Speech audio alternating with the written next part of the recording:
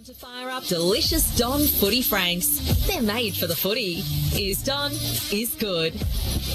Local footy, the place we want to be. It's fresh live interleague action from the Queen Elizabeth Oval, and it's the Bendigo Football League hosting Ovens and Murray Football League. Some presentations to take place shortly out on the field as part of the pre-game formalities. Our MC today is Joel Peterson, Father Jackson Saunders, John Hunter, Travis Matheson, Cameron Power, Stephen Navort, Ray Pinner and Glenn Gordon is your broadcast team this afternoon in this interleague afternoon of football. As I welcome to our broadcast Stephen Navort. Thanks for joining us.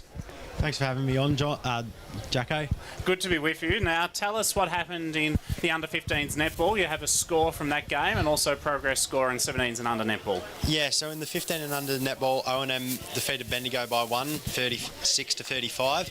And at three-quarter time in the 17 and under netball, O&M were up 6, 41 to 35. We have our central umpires out there as well, David Carter and Nathan Dunn from the Bendigo Football Netball League officiating today, along with Dylan Sidebottom from the Ovens and Murray Football Leagues. So both sides are lined up as we speak here at the home of country footy. It is a historic ground, good crowd building as well. Sandhurst Nick Stagg walking past along with a number of the Dragons players, and we really look forward to bringing this coverage to this afternoon. So we're moments away from the formalities beginning. Last year, of course, in the Interleague, it was an extra time thriller for the Bendigo Football Netball League, which Bendigo lost the blue and gold to the Victorian Amateur Football Association, 12-9-81 to the BFNL 9-17-71. So Johnny, straight kicking is important. Last year 17 behind, so Bendigo to be important they get their chances today. Oh yeah, but I think it came down to last year as well, the pressure that was applied by both sides, and hence you don't have to have weather that's planning against you. It can be pressure, Trav, of the occasion. Yeah, absolutely it can be, and I would imagine, early on today the standard's probably going to lift above what it would be for your normal home and away game, so it'll be interesting to see, which players for each team sort of stand up to that. In the Interleague last year too, Johnny, for the Ovens and Murray League, they down Goulburn Valley 18-11-119 to the Goulburn Valley 19-64 at WJ Finlay Oval in Wangaratta. 5 players in today's side played in that game last year. So Will Christie, who is their captain, Noah Bradshaw, Harry Hewitt, Caelan Bradkey and also Charlie Robinson. So some interleague experience backing up again. Yeah, there are. And I'll tell you one thing that disappoints me a little bit, Trav. You'll know this player very well. I thought Brodie Philo might have played for O&M. I know he's probably 35, 36 years of age, but I thought they might have snuck him in. Yeah, and he's actually still in red-hot form. I don't know if you've seen some of his highlights pop up during the week as well, and he is normally a regular in this game. I just wonder whether maybe he might be looking to preserve a little bit and save onto the body for a little bit. We'll head down to Joel Peterson for the MC duties. Before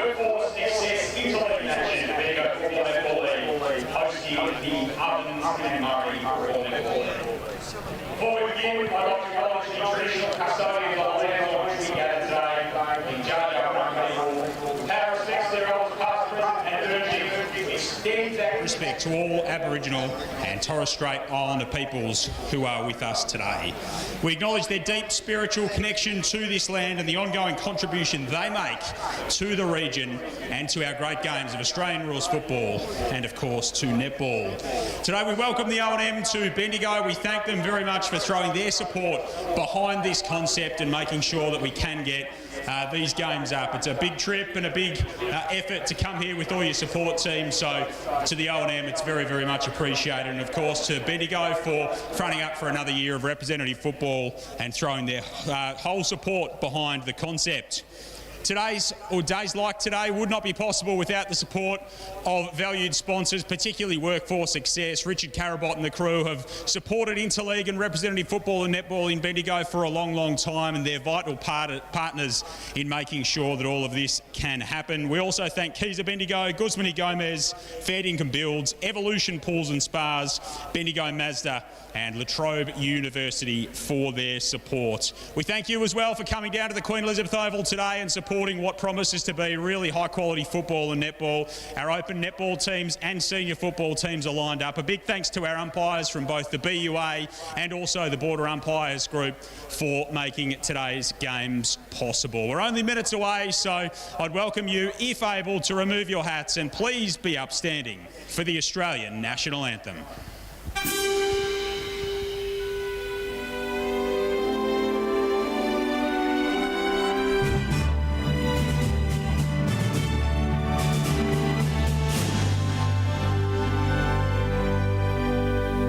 Australians, all let us rejoice, for we are one and free, with golden soil and wealth of toil. Our home is good by sea. Our land abounds in nature's gifts of beauty, rich and rare. In history's page, let every state advance Australia fair. In joyful strains, and let us sing, advance Australia fair.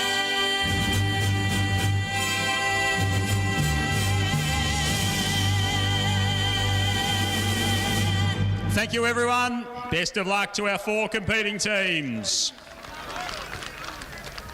The MC, Bendigo Footy, the place we want to be. It is fresh, live. Travis, always a moving moment to be part of, and it's a huge day.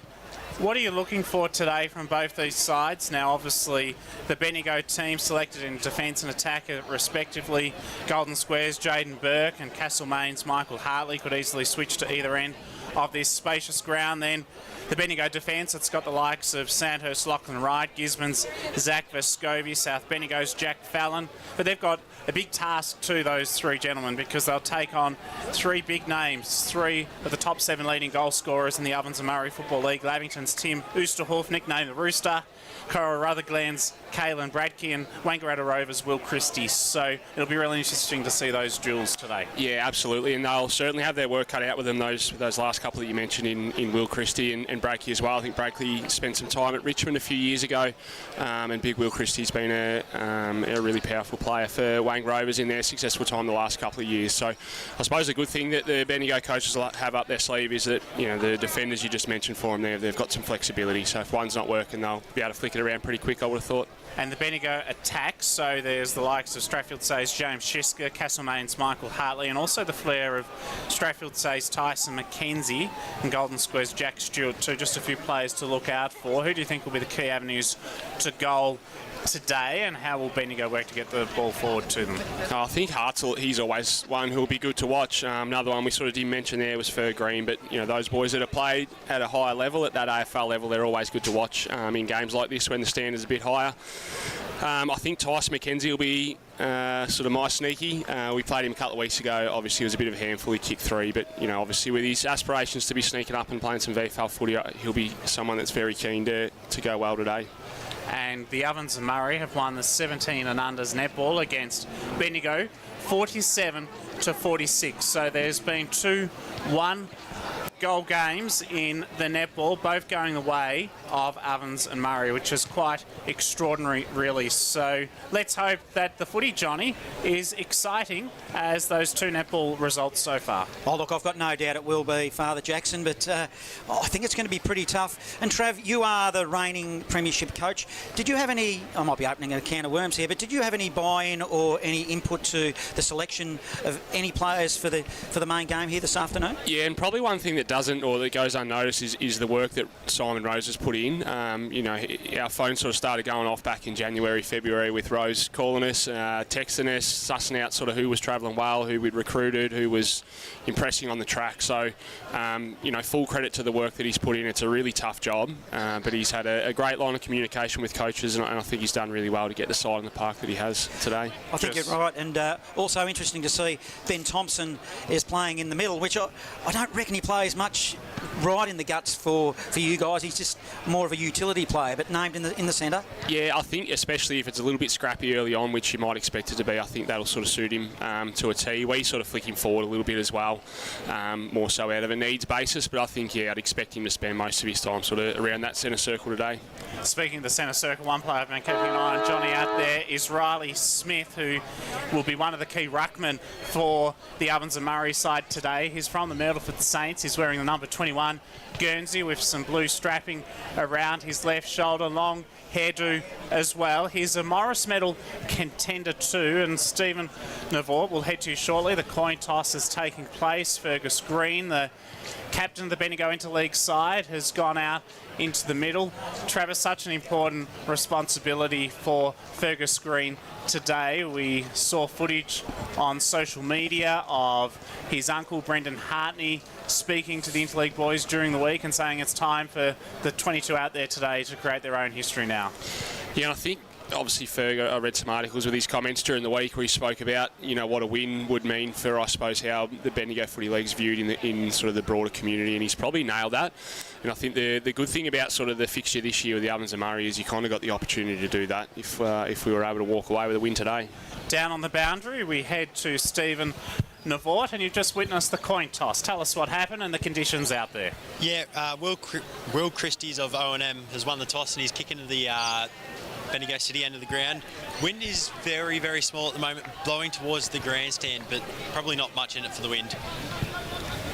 So Ovens and Murray, you're right, have elected to kick to the city end here this afternoon. Will Christie, he is a star player from the Wangaratta Rovers. He's a Beechworth boy. He's the skipper, 202 centimetres, 25 years of age and 100 kilograms. And Travis, he'll be a player to watch because he kicked 4 of 9 goals in their premiership last year for the Wangaratta Rovers. And so far this season, he's kicked 13 goals, played in all 6 games and been best 4 times. Yeah, and I watched that grand final via the live stream actually, and he was really impressive there. Just getting a look at him live here, he looks every bit as big as what he did online, if not a bit bigger. So he is going to be a handful, in particular if they can get him one out.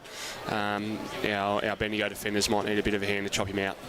The crowd is really building. Also another player out there who will be one to watch, the vice captain of Ovens and Murray is Noah Bradshaw. He's wearing the number 7 Guernsey from Wodonga. Interestingly, he is the son of Daniel Bradshaw, who played AFL, including a couple of flags for Brisbane. He has VFL experience with Southport and GWS. Also, Kalen Bradkey, we've mentioned him before. He's coached by Darren Creswell, the former Sydney Swan at Cora Rutherglen, and he has kicked 15 goals this season. He's played all 6 games and been in their best a couple of times too. So there's lots of talented footy products for O&M out on the park. Oh, absolutely, Jacko. And the crowd's built up. There's a decent crowd here at the home of country football, the QEO. And Trav, I answered my own question while you were chatting there. Brodie Philo was with his father, Derek Philo, enjoying the afternoon. Dare I say anything else? Oh, I reckon our listeners will be able to join the dots on that one. But 2 legends of country football, of course. Derek Philo, he has got a medal named after him this afternoon, so that is a privilege to have Derek amongst it, and I'm sure that he will do that, enjoy the afternoon, and he will present the medals after the game. Well, Brodie Philo is connected with the Wangaratta Rovers. He's played 6 games this year for 9 goals. Travis, your tip for this afternoon in this interleague clash? I think it'll be a close one. Obviously going to tip with the heart and say that the Bendigo boys will get up. Johnny? Well, I'm actually going O&M, and I think it might be a decent margin, Jacko. I hope I'm wrong. I'm trying to put my heart before my head, but just based on last year, they were really good Bendigo last year. They did defeat they got beaten by a VAFA side that, well, let's not say they were second division, but they certainly weren't top division. And just reputation alone, I think O&M, they'll be really primed to beat Bendigo on their own turf, and I think it might be a little bit of a margin.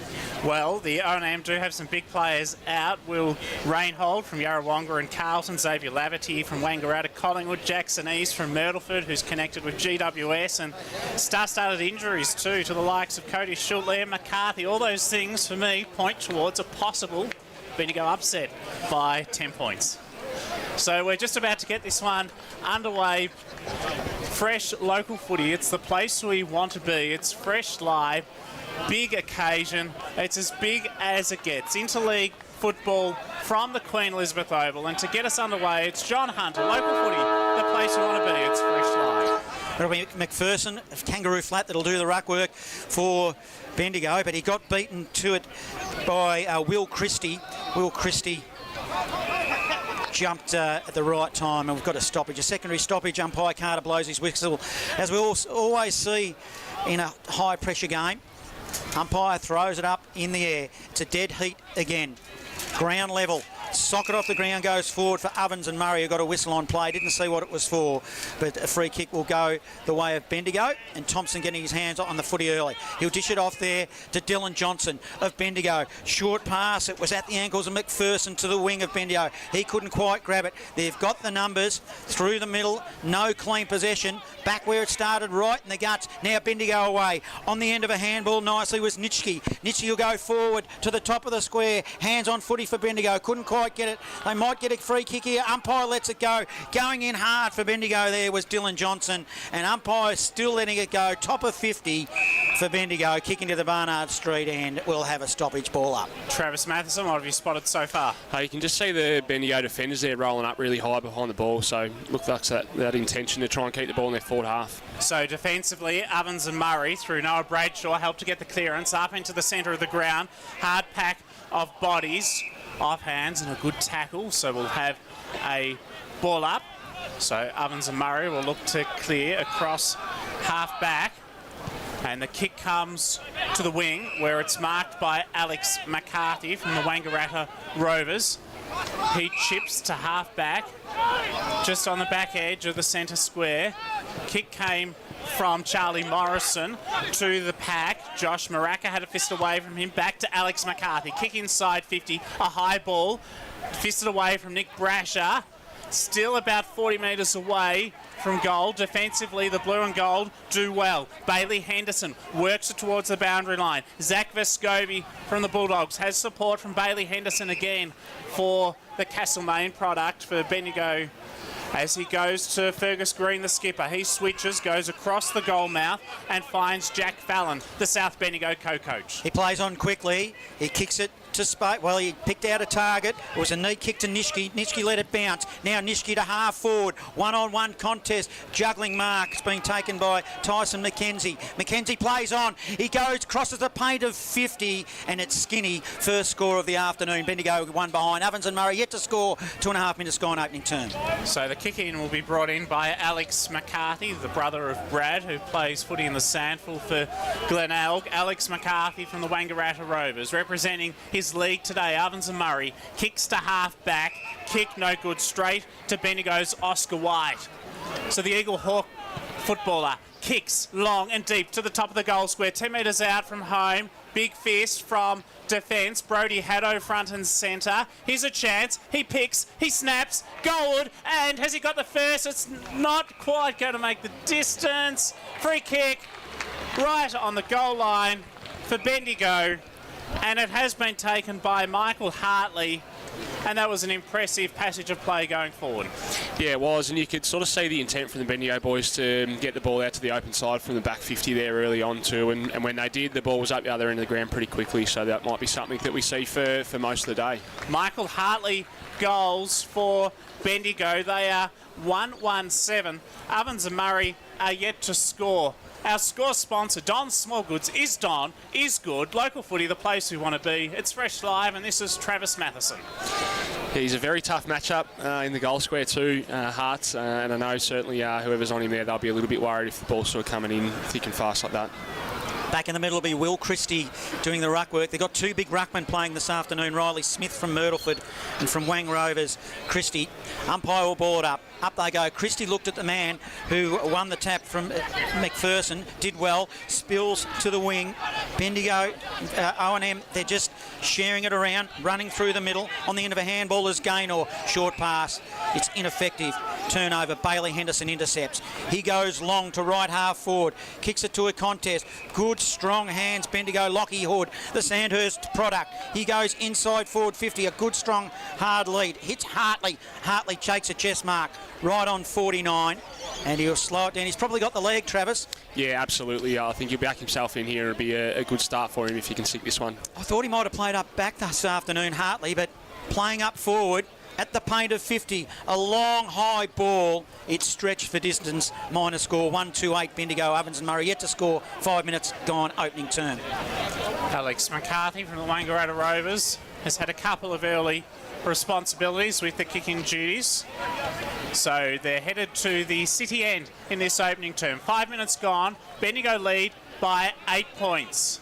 As McCarthy hugs the boundary line of his kick to Charlie Morrison, his family big names in Benalla at the Saints Football Club in the Goulburn Valley League. So half-back finds Caelan Bradke from Cora Rutherglen. Goes into the centre. Kick had too much height on it for Fraunfelder. Intercepted by Fergus Green. Over the top to Lockie Hood of Sandhurst. He sends it inside 50 for Bendigo. The blue and gold into attack. But defensively, it's Ashton McPherson who helps to get the clearance. He goes to half-back. Hugs the boundary line with the kick. No good. Straight to Bailey Henderson, who steals it for Bendigo. The coach of Castlemaine playing for Bendigo this afternoon. Short pass forward. It's effective. Hits up his target, James Gray of Gisborne. James Gray now. He'll go inside the top of 50. Hartley, he's had time and space, and they're letting him get away there, and he's taken a mark 50 in front of goal, Travis. Yeah, you did mention that he probably has played most of his footy down back this year for Castlemaine, but I think, when he's up the other end of the ground, he's certainly a handful. You can certainly see as well, it just looks like O&M just trying to chip the footy around and possess the ball a little bit at the moment, but Bendigo setting up pretty aggressively behind the footies, making life pretty hard for him. With AFL pedigree from Essendon and Hawthorn, Michael Hartley, the ex-coach of Castlemaine, he's playing as a player for the main, but at the moment he's with Bendigo. He leant on that ball, just stretching for distance again. Another minor score, 1-2-9 playing. No score yet for O&M, 7 gone opening term. Local footy, the place we want to be, it's Fresh Live. Ashton McPherson is on GWS's VFL list. Kicks in for Ovens and Murray. Short to the back pocket to Harry Hewitt from Wangaratta. To half back, kick not good. Stolen by Caleb Connick, who intercepts for the blue and gold. For Bendigo, to centre wing, he found Bailey Henderson across the ground. Wants Vescovi, gets it on the first bounce. Hand pass is good to Nitsky. Back to Vescovi. Long penetrating kick. Top of the goal square. Hartley the target. Provided the contest. Front and centre. The crumb spills to Dylan Johnston of Gisborne. And Bendigo had their second. 2-3-15. Ovens and Murray yet to score. Score sponsor is Jason Westcott Builder. Local footy, the place we want to be. It's Fresh Live. Yeah, it's kind of that similar story as well. Then you could see Bendigo look like they've sort of put a bit of time into setting the ground up behind the ball. So again, O&M come out, they turn the footy over, and Bendigo get that repeat entry to Hartley, who's looking really dangerous up there. I think you can see if he's not going to catch it, he's certainly going to bring it to ground. Bendigo seem to have a lot of confidence, and when the O&M get it, they're just a bit nervous, tentative with the ball. Yeah, which I was a little bit surprised by. I thought they sort of might have been really aggressive with their ball movement, given that they play on those big grounds as well. Dead Heek in the ruck. O&M will win it finally inside forward 50. It's shallow. Good punch from behind by Vescovi. Whistle on play. It'll go to Bendigo. Vescovi looks to go broadcast side, then he changes his mind. He'll go swimming pool side. Laterally, hits up his target, Ben Thompson. He started well early. Gives it to another man that started well early, Bailey Henderson, racking up the possessions to half forward for Bendigo. It'll rebound back the other way though, turnover. But another turnover, Bendigo will win it back. Whistle on play. Advantages play to O&M. They'll go inside forward 50. They've had a look at it. Umpire let it go. Might have been one over the top. Now Bendigo will clear off half back. They do. Quick ball comes to the broadcast side right in front of us here at the moment. Kobe Maxted gets it forward, finds Haddo. High tackle, advantage perhaps paid. No, will be brought back, and the right call for the blue and gold. So Kobe Maxted, who has played well for Sandhurst this year. He's kicked 12 goals, been in their best twice, to another Sandhurst product, Fergus Green. They're two of the 5 Sandhurst players out there today for Bendigo. Chip over the top to Harrison Sheehan. He has got the footy in those pink boots. The Castlemaine footballer for Bendigo goes to half forward. Spear and kick. He does that regularly at the Magpie land at Camp Reserve. Michael Hartley has it. 50 metres out from goal. Directs a kick to the pocket. Effective. Mark taken. And it's about 25 metres out from goal. James Shiska, but he'll have to kick from a tight angle, and this will test him, Travis, from here. Yeah, it'll be a tight one from here, although I think he'll try and get off the mark a little bit and see if he can snap it around his body, so we'll see how he goes. The competition's leading goal scorer in the Bendigo League, James Skiska, opens up the angle off hands, a rush behind. 2 goals, 4-16. 10 minutes gone, opening term, Ovens and Murray yet to score. So it's a restart for O&M. They look nervous up back. Clearing kick by McCarthy. Finds the big man in Riley Smith. Smith will cross it laterally from one half back to another. Getting confused by the whistle, must be the netball. O&M have got it in the back pocket. Over the top, receiving a handball was McPherson. He goes further afield, finds a teammate. Hurried kick, ineffective, turnover. Lockie Hood on hands and knees. Takes a mark. Left half forward. He'll come aggressively, swing it into the middle. Finds Vescovi. Vescovi to the opposite side wing with Bailey Henderson of Bendigo. He's got time and space. Short pass. Finds Connick. Connick on the swimming pool wing. 20-metre ball forward. Finds Nitschke, the South Bendigo product, inside into the pocket, looks for Hartley. Hartley on the left goes around the body and just slews it, and it goes out of bounds 15 metres around from goal. Ball in. Bendigo lead 16-0, 11 minutes gone. Opening term. Good to have you with us. Local footy, the place we want to be. It's fresh live. Trav, not sure if O&M have taken an inside 50 yet. They've had a couple of looks in it, but they're just really struggling to get the ball out of their D50 at the moment with that set up from the Bendigo team. They do so here, though. Jake Gaynor from Albury, a Morrison medal contender, I hear. Intercepted James Gray for Gisborne. Top of the goal square. Off hands, potentially Jack Stewart. Stoppage evolves. Ball spills out. No one gets clean possession. Quick kick. Snap on goal. And it has been put through for Bendigo. James Shiska from Strathfield Say has their third. And Bendigo, the blue and gold, off to a flying start. Our score sponsor, Bendigo City Framers. Local footy, the place we want to be. It's fresh live. Bendigo 3-4-22 to Ovens and Murray, yet to score. Yeah, it's more of the same from Bendigo there, just with that relentless pressure across the middle of the ground and forcing those repeat entries. And you can kind of see it does look like even just the presence of Hearts up forward might have their back six a little bit worried at the minute. So when that ball does come to the ground, Bendigo are able to crumb it like they did just there. I might change my tip, Trav. It's not too late. Certainly, Bendigo look dominant here. Opening stages of this interleague clash where we'll have a secondary stoppage, a ball up in the middle. They just haven't got any momentum or can't wing it out of the middle here, O&M.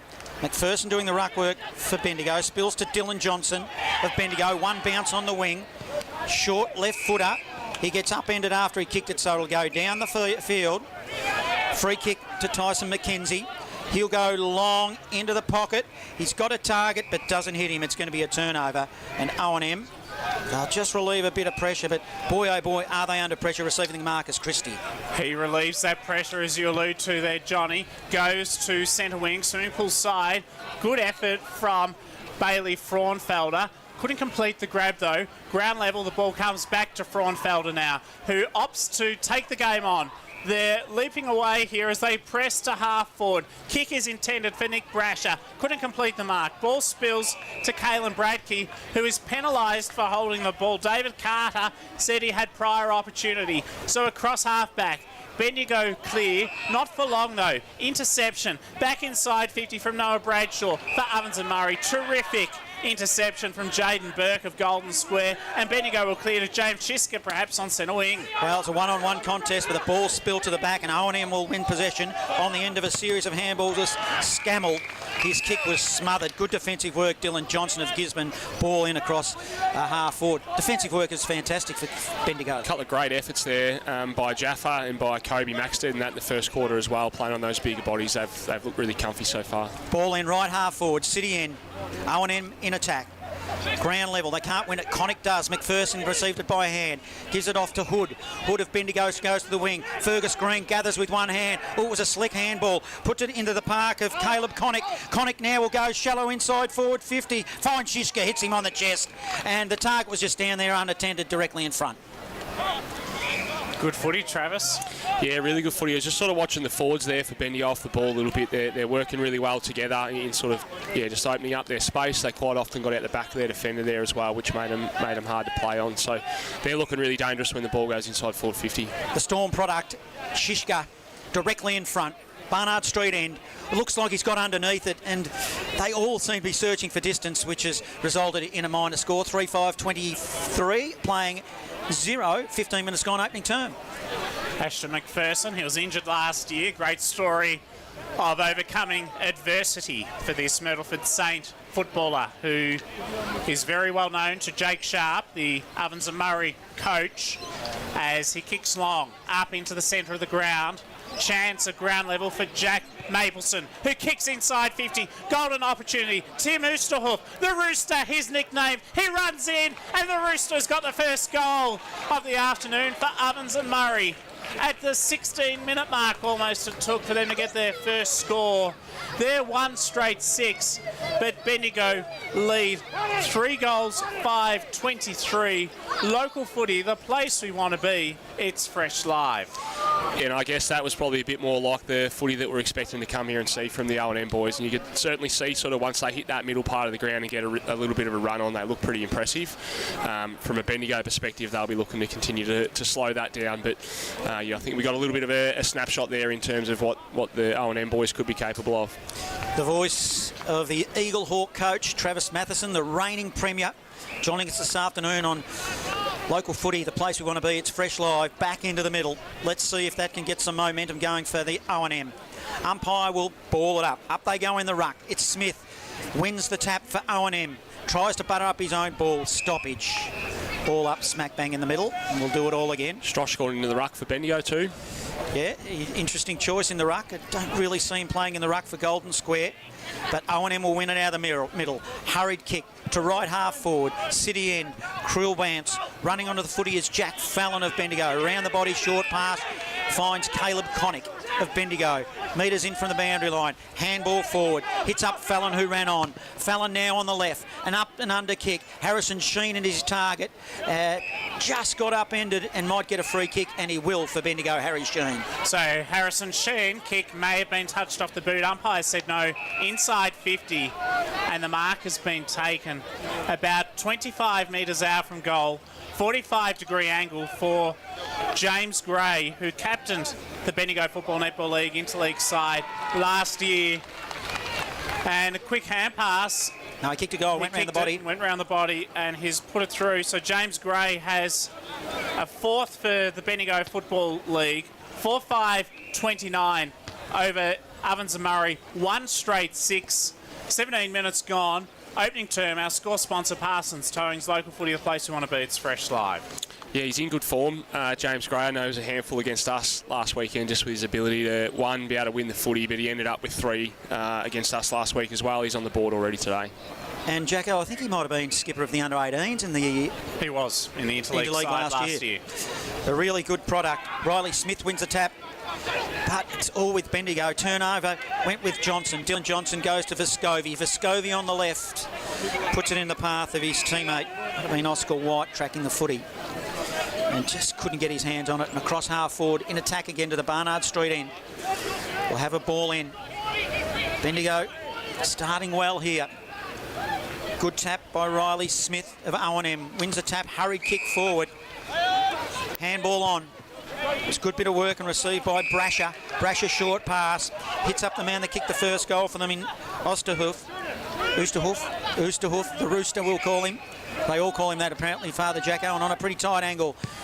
50 metres out from goal. Puts it to the top of the square. An up and under kick. They'll set themselves, but it's all Bendigo. And the mark's been taken. Jaden Burke will dish it off to Vescovi by hand. He was terrific. They combined well across half back, up to the wing. They want Jack Stewart from Golden Square. Terrific defensive pressure from Ashton McPherson. And we have a ball up right in front of our broadcast position. Riley Smith to go in the ruck contest. Taps it down to Jake Gaynor. He has support. Patrick Lavis deep inside 50. Oosterhoff, the intended target. He gets a loose ball in the back. Boot to ball. Was it touched? The question won't matter because it's gone through for a behind. 1-1-7. We'll count that as rushed. Bendigo 4-5-29. Local footy, the place we want to be. It's Fresh Live. Lockie Wright from the Dragons, now playing for Bendigo this afternoon, plays on from fullback, brings it Brorscard side, he kicks it to a pack. Riley Smith was amongst it and he caused the ball to go back inside forward 50. They set themselves, ground level, Lockie Wright butters up his own ball eventually. And right on 50, broadcast side, will have a ball up, in fact, it wasn't a ball in. Up they'll go in the ruck. Grabbing it out of the ruck there was Will Christie. Handballs to the back door to a teammate but causes a turnover. Haddo wins it for Bendigo and he puts it up to McPherson of Kangaroo Flat fame. Now very close to the boundary line. Bit of a high tackle there. Charlie Morrison not happy. Free kick will go to Ashton McPherson. So Morrison from Wodonga sticking up for his medal for teammate McPherson as he kicks deep. Inside 50. Terrific defensive spoil came from Maxted. Ball spills in defence to Lockie Wright of Sandhurst. With the switch, Fergus Green, that was effective. Loops the hand pass to Josh Nitsky from South Bendigo. The blue and gold advance to centre wing. James Gray, one of the intended targets, can't find it. Nitsky follows up, had support through Haddo. He bounced off a would-be tackler, gave it to Gray, back to Sheehan, then to Gray. They're fumbling. Terrific defensive pressure from Ovens and Murray. And a whistle's been blown. Free kick for a push in the back. And it's James Gray who's got it. He plays on immediately. Goes to half forward. Mark taken by Ben Thompson. He goes deep inside 50. It's 10 metres out from goal. It's deep. 10 metres away from Bendigo's goal line. Dancing and weaving and kicking truly Jack Stewart from 5 metres out. Golden Squares football against Bendigo's 6-5-41 over Ovens and Murray. Our score sponsor is Parsons Towings. Local footy, the place we want to be. It's a 28-point lead over O&M, who are 1-1-7. You can see McPherson for Bendigo back in the ruck now, which I think will make a difference. I think O&M just got on top in stoppages there for the last sort of 5 or 6 minutes, so the big fella back in the ruck hopefully get his first hands on it and get the Bendigo mids back in the game. 28-point margin, Bendigo lead. They've dominated this opening term. Back in the middle we go. McPherson doing a good job in the ruck. Tapped it into the path of Haddo. Haddo gave it to Connick. Connick of Bendigo, short pass laterally was effective. Finds Henderson. Henderson handball forward. They're away again here. It'll be through Lockie Hood. Lockie Hood to half forward. Finds his teammate in Shishka. Already kicked a goal there this afternoon. Short pass. Oh, they're sharing it around. McPherson on the end of a handball now. Bendigo will go forward. Oh, he's got a player unmarked. And it's been taken a mark. And Bendigo will line up again for another one to the Barnard Street end. Yes, golden opportunity here for the Tyson McKenzie. Blue and gold, and as Travis alluded to, it's the Strathfield Say star, Tyson McKenzie, with the opportunity. Well, if it's not McKenzie they're heading up, it's Brendan, it's the big boy Hartley from Castlemaine. Let's see what he can do now. It's a long kick and it's a goal. Another one for Bendigo. They go to 6-6-41. They lead O&M 1-1-7. 20 minutes gone. Opening term. Score sponsor Bendigo City Framers. Local footy, the place we want to be. It's Fresh Live. Yeah, and they've looked really dangerous every time they've gone forward, whether it be via the big boys in terms of Shishka and Harts, or whether it's those smaller fellas like James Gray and Tice that have been let free. And I just wonder whether, again, that might be the impact of Hartley early and the fact that they're all really aware of his presence. We're into time on. Bernie Shivers from the Wangaratta Rovers, the O&M timekeeper, and Mike Lowther from the Golden Square Footy Club, Bendigo's representative in the timekeeping box today. We've gone over 20 minutes in this opening term. Neither side could break away from the centre stoppage. Neither ruckman got clean hands to it on that occasion. Will Christie follows up. He shows some ferocity there and he's been penalised for holding the ball. An excellent tackle applied by Lockie Hood from Sandhurst. He's been best for the Dragons 3 times this year. Spears it short. Finds Tyson McKenzie for the Storm. Hoists the kick high. 20 metres out from goal. Shiska the intended target. Good tackle in defence from Ashton McPherson for Ovens and Murray. Sees the ball locked up. In the forward zone, Bendigo to the Barnard Street end. Ball up. Up they'll go in the ruck. at dead heat at ground level. They all dive in over the top of it. Johnson trying to make away. Handballs it to Haddo. Haddo a fresh airy. Goes into the square, the forward square. They need to be careful here, O&M. They either need to kill it or jump on top of it or do something. It was the latter. Jumped on top of it. And right in dangerous territory, Trav. Yeah, a lot of numbers around this stoppage here, so you just wonder whether O&M just trying to hold on to it for a little bit. Well, they'll safely get out of there through McPherson, beyond 50, but it's not for long. Kicks it to Bailey Henderson of Castlemaine Origins, and he's got a mark. He does well, does Henderson, assesses options, opts to go deep and central, good position. It goes to Harrison Sheen, hand pass goes astray. Good work by Mapleson in defence. He partially intercepted the hand pass and the ball ricocheted into a stoppage situation, so we have a ball up. 25 metres out from Bendigo's goal. They attack to the Barnard Street end, and a free kick has been picked out to James Gray, who has already kicked a goal, so a chance for Bendigo to get their 7th in time on in this opening term. James Gray from the Bulldogs. He'll kick from 35 metres out, almost directly in front, and that was never in doubt. James Gray take a bow, 7-5-47 Bendigo. Ovens and Murray 1-1-7. It's a 40-point lead. Can you believe it? Score sponsor Parsons Towing. Local footy, the place we want to be. It's Fresh Live. It's been a dream start for the Bendigo boys. Obviously can't be too long left in the quarter, so I'd imagine the O&M, whether the O&M coaches might be just sending that message out to try and slow the game up a little bit and just try and hug the boundary, take some territory. Back in the middle here. I'm not sure many picked a margin like this so early in the game. I know there's a long way to go, but they just don't look like it, the O&M. They're not winning it out of the middle, and they won't on this occasion. It's another stoppage. And Dylan Johnson at ground level, and Ben Thompson as well. He's been superb, wearing his opposition like a glove. Winning it out of the middle now was Riley Smith. He gets collared, causes a turnover. Now back with O&M. On the end of a handball was Riley Smith again. Goes inside forward 50, deep. Can they get one before quarter time? And if Jaden Burke was ever going to give a deliberate out of bounds, that was it, but the umpire didn't agree. Nah, not at all. I suppose he was playing the safe card there. It could have gone either way, but they'll toss it back in and have another go at it. Boundary throw in, 25 metres out from Ovens and Murray goal. They attack to the city end in this term. Front and centre, Harry Hewitt.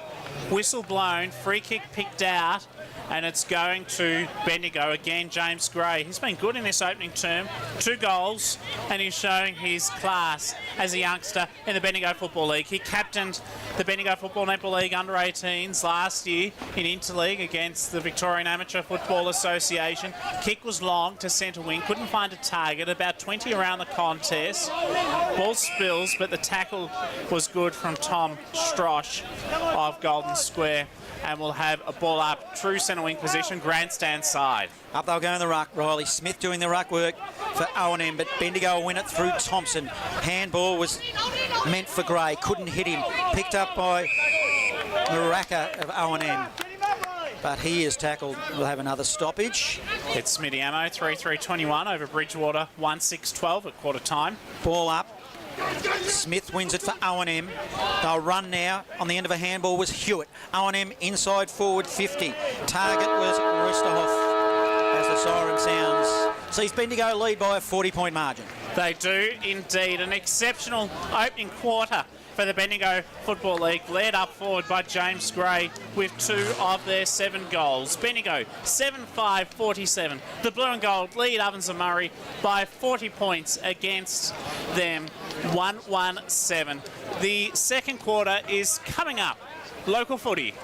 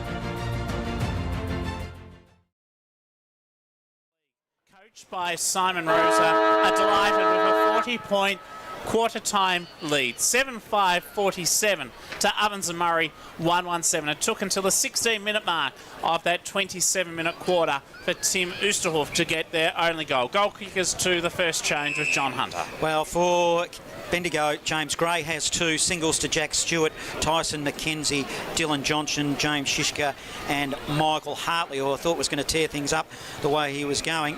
And for the Ovens and Murray, the Rooster, he has 1 on the board, but has looked dangerous, hasn't he, Trav? Yeah, he certainly has, and obviously better players for Bendigo. There's been lots of them. I thought the 2 Gisborne boys around the footy were really good in James Gray and Dill Johnston. As you mentioned, Hartley in particular early in that quarter got the game going. Bailey Henderson behind the footy, straightened the Bendigo boys up really well, and probably a special mention as well, and hopefully he doesn't hear this back at any point in time, to Jaffa Burke. I thought undermanned down back, he was really good. He was, very much so. We might head down to the boundary and get some thoughts from Stephen Navort. What have you made of the first quarter? Yeah, so Bendigo very much up and about early, picking each other up off the ground. O&M not doing the same, very flat in their huddle. Bendigo very much up and about. O&M were also talking about they were not on their man at all that quarter. And netball score update, Bendigo are up by 7 at the moment with 5 minutes to go in the second quarter. Thanks for that, Stephen. Doing some great work on the boundary. Better players for Ovens and Murray in that opening term. Alex McCarthy and Ashton McPherson both had a bit of the football. Will Christie was good at times in the ruck. Also Riley Smith and Tim Oosterhoff up forward looked dangerous. Some of the key statistics to quarter time. So disposals 98 to 70 in favour of Bendigo. Kicks 66 to 40. Handballs 32 to 30. Marks 36 to 13. So Bendigo clearly getting more use of the clean footy. And intercept marks 8 to 2 in favour of Bendigo. Clearances relatively even, 9 to 10 in favour of Ovens and Murray. 2 centre clearances apiece. Some of the statistics and inside 50s in that opening term, 16 to 11 in favour of Bendigo. Well, let's see if O&M can get back into this game. They've certainly started slowly. Local footy, the place we want to be. It's Fresh Live 2026 Interleague football here from the home of country football, the Queen Elizabeth Oval. It is perfect conditions. Bendigo have dominated the opening term. For the start of the second term here, here's Father Jackson Saunders. Angus McPherson from Kangaroo Flat to go in the ruck. He's been averaging 45 tap-outs a game this season. He's up against Will Christie, the skipper of the Ovens and Murray Interleague side, who trailed by 40 points. They entered as favourites, but Bendigo have started brilliantly. We're underway, second term, tapped down by Christie. In the centre, Harry Hewitt does well, helps to get the clearance. They kick to centre wing, broadcast side of the ground, on the grandstand. Archer Scammell gets the footy. He snaps around his body to half forward. Noah Bradshaw, one of the intended targets. Instead found Patrick Lavis, who was taken out of bounds with a tackle and will have a boundary throw in. Some AFL Central Victoria Academy youngsters, some talented young footballers watching on some of their local country footy heroes. Ball spinning back into play. Boundary throw in. Left half forward. Haddo gets the footy though at half back for Bendigo. To half forward, Mackenzie wanted it. Charlie Morrison defends well. It's at centre half back. Chance now for Ovens and Murray to clear. They do well. They get it to Jack Glanville. Glanville's kick goes up towards centre wing. Zach Vescovi is in the way. Topo goes forward. It's all the way at half forward. Chance now for Caelan Bratke. Inside 50. Wanting it is Tom Brasher. Close to the boundary line. Bendigo defend well. And a stoppage. Will have a ball up 40 metres out from Ovens and Murray goal to the Barnard Street end. Well, it has been the scoring end this afternoon in this game for the opening term anyway. Sharking the footy was Lavis from O&M, puts it across the face of goal and 20 metres out. Barnard Street end will have a ball in. Be interesting, Trav, if this is the scoring end, which probably is throughout the course of the year here at, well, I say anyway, at the QEO. Yeah, you can kind of just see that rebound from half-back from the O&M there in that passage of play, so just wonder whether that might be something that they spoke about at quarter time. Ball in, McCarthy forward tries to win it out of the ruck. In fact, it was the big man in Christie. It goes toward goal and through for a minor score. So tightens up the margin to 39 points, 2 minutes gone, second term. Local footy, the place we want to be, it's Fresh Live. Jack Fallon to bring it back in for Bendigo. He co-coached White Hills to a premiership a couple of years ago. To half-back, high ball, intended for Tom Strosh. He couldn't get the footy, knocked away from him. Opportunity at ground level for Ashton McPherson from Myrtleford for Ovens and Murray. High hospital kick, hangs a long time in the air. Riley Smith, one of the intended targets. Instead, getting it back was Bailey Henderson for Bendigo. The former AFL player goes over the top and finds Jack Fallon. He clears, kick unsuccessful though, straight to the opposition, straight to Ovens and Murray. They'll send it back deep inside 50. McPherson, high ball, hangs a long time in the air. Bendigo stand tall. Oscar White helps to clear. Yeah, he gave it to the big ruckman here, McPherson. Short pass further afield to Strosh. Strosh of Bendigo now. He'll go aggressively, hits Thompson. The Eagle Hawk Thompson. Took a mark, strong, tough play. Offhand to Dylan Johnson. Short pass, Jack Stewart. Halfway between the centre and half forward. Kicking to the city end. Stewart now. He's got a lead on. He honours it. Fergus Green. Unattended, takes a mark. Not much of an angle. 49 metres out from goal. Yeah, he'll need his best kick from here, I think, to get it. But it's just really good play there. You can see Benny Thompson, he gives that handball off really quickly and it just opens that forward 50 up, makes it life pretty hard for the O&M defenders. He's in my stable, Thompson. I love the way he goes about it. And his brother as well, Sam. Yeah, they're a good family. Throw Jack in there as well. You know what you're going to get from all three of them. Yeah, we'll like growing up with those boys. As Green, a tumbling kick, goes to the top of the square. Not sure if he nailed it. McCarthy marked it. Aggressive, down the guts. They'll work it nicely. On the end of a handball was Hewitt. Into the middle. Getting involved was Bradshaw. Handball off to a running Hewitt. Hewitt will go inside, shallow forward 50 to a lead. And that was a better build-up. A mark by a big Gardner has taken it. In fact, it's Bradke. Yes, Bradke from Cora Rutherglen. Johnny, he's played 6 games this year, converted 15 goals and been best twice. He has Richmond and Geelong VFL experience. A very handy player for the O&M. Bradke. He's got his calf tied up as well. So might have an issue there unless he's doing some work in the ruck as well. Let's see if he can do some work on the scoreboard here at the QEO because they need it, the O&M. He's got underneath it. It's a nice spinning ball to the line and a mark's been taken. It'll be an O&M mark through Riley Smith. The big ruckman just stood at the goal face and just clunked it out of the air, Travis. Yeah, you can see, I reckon, if there's a part of the ground that Bendigo look like there might be a touch light on, it's just in the bigger fella department. So you can see if they do get that ball in long and quick, a couple of their big forwards could be a bit of a handful. He played on quickly and he went round the body and he just slotted it for a much needed goal to O&M. So they go to 2-14. They trail Bendigo 7-5-47. 6 minutes gone. Second term score. Sponsor Parsons Towing.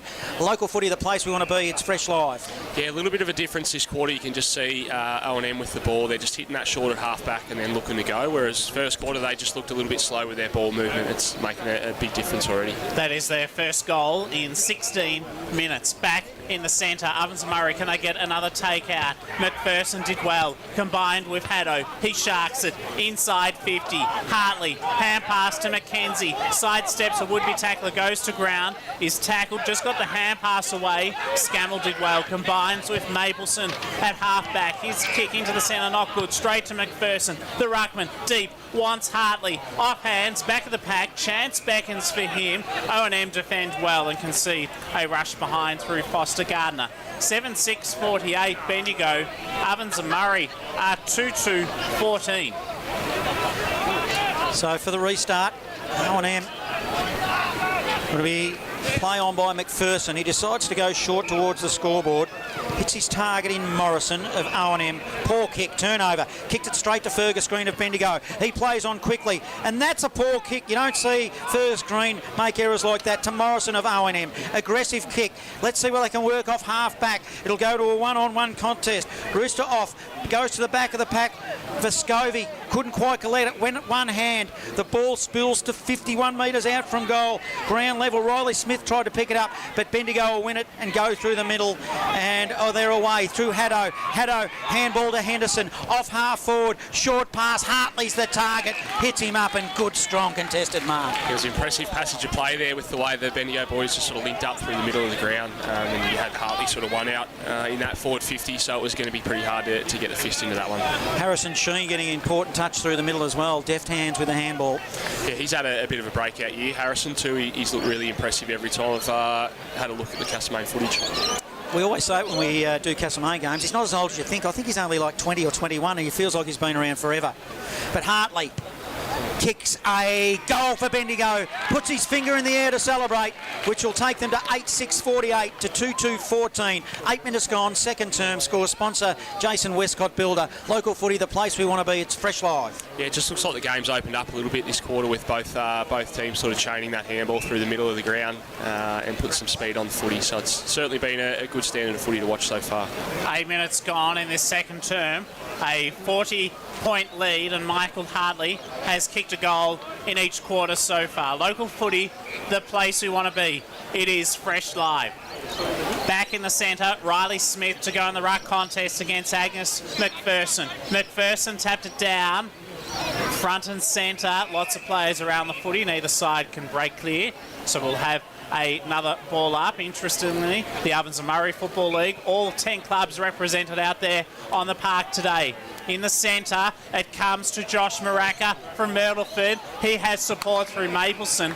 Kick no good, and it's been intercepted by Jaden Burke. He clears to Jack Stewart, one of 3 Golden Square players out there today for Bendigo, to Fergus Green. The skipper, he's played a lot of footy on the wing this year, averaging 25 touches a game, but that was a shank out of bounds on the full, and the penalty free kick will be taken for Ovens and Murray by Max Byrne of Albury. Byrne called to play on, which he does. He'll kick it to a contest across half forward. They set themselves. Ball will spill to Thompson of Bendigo, to Vescovi by hand.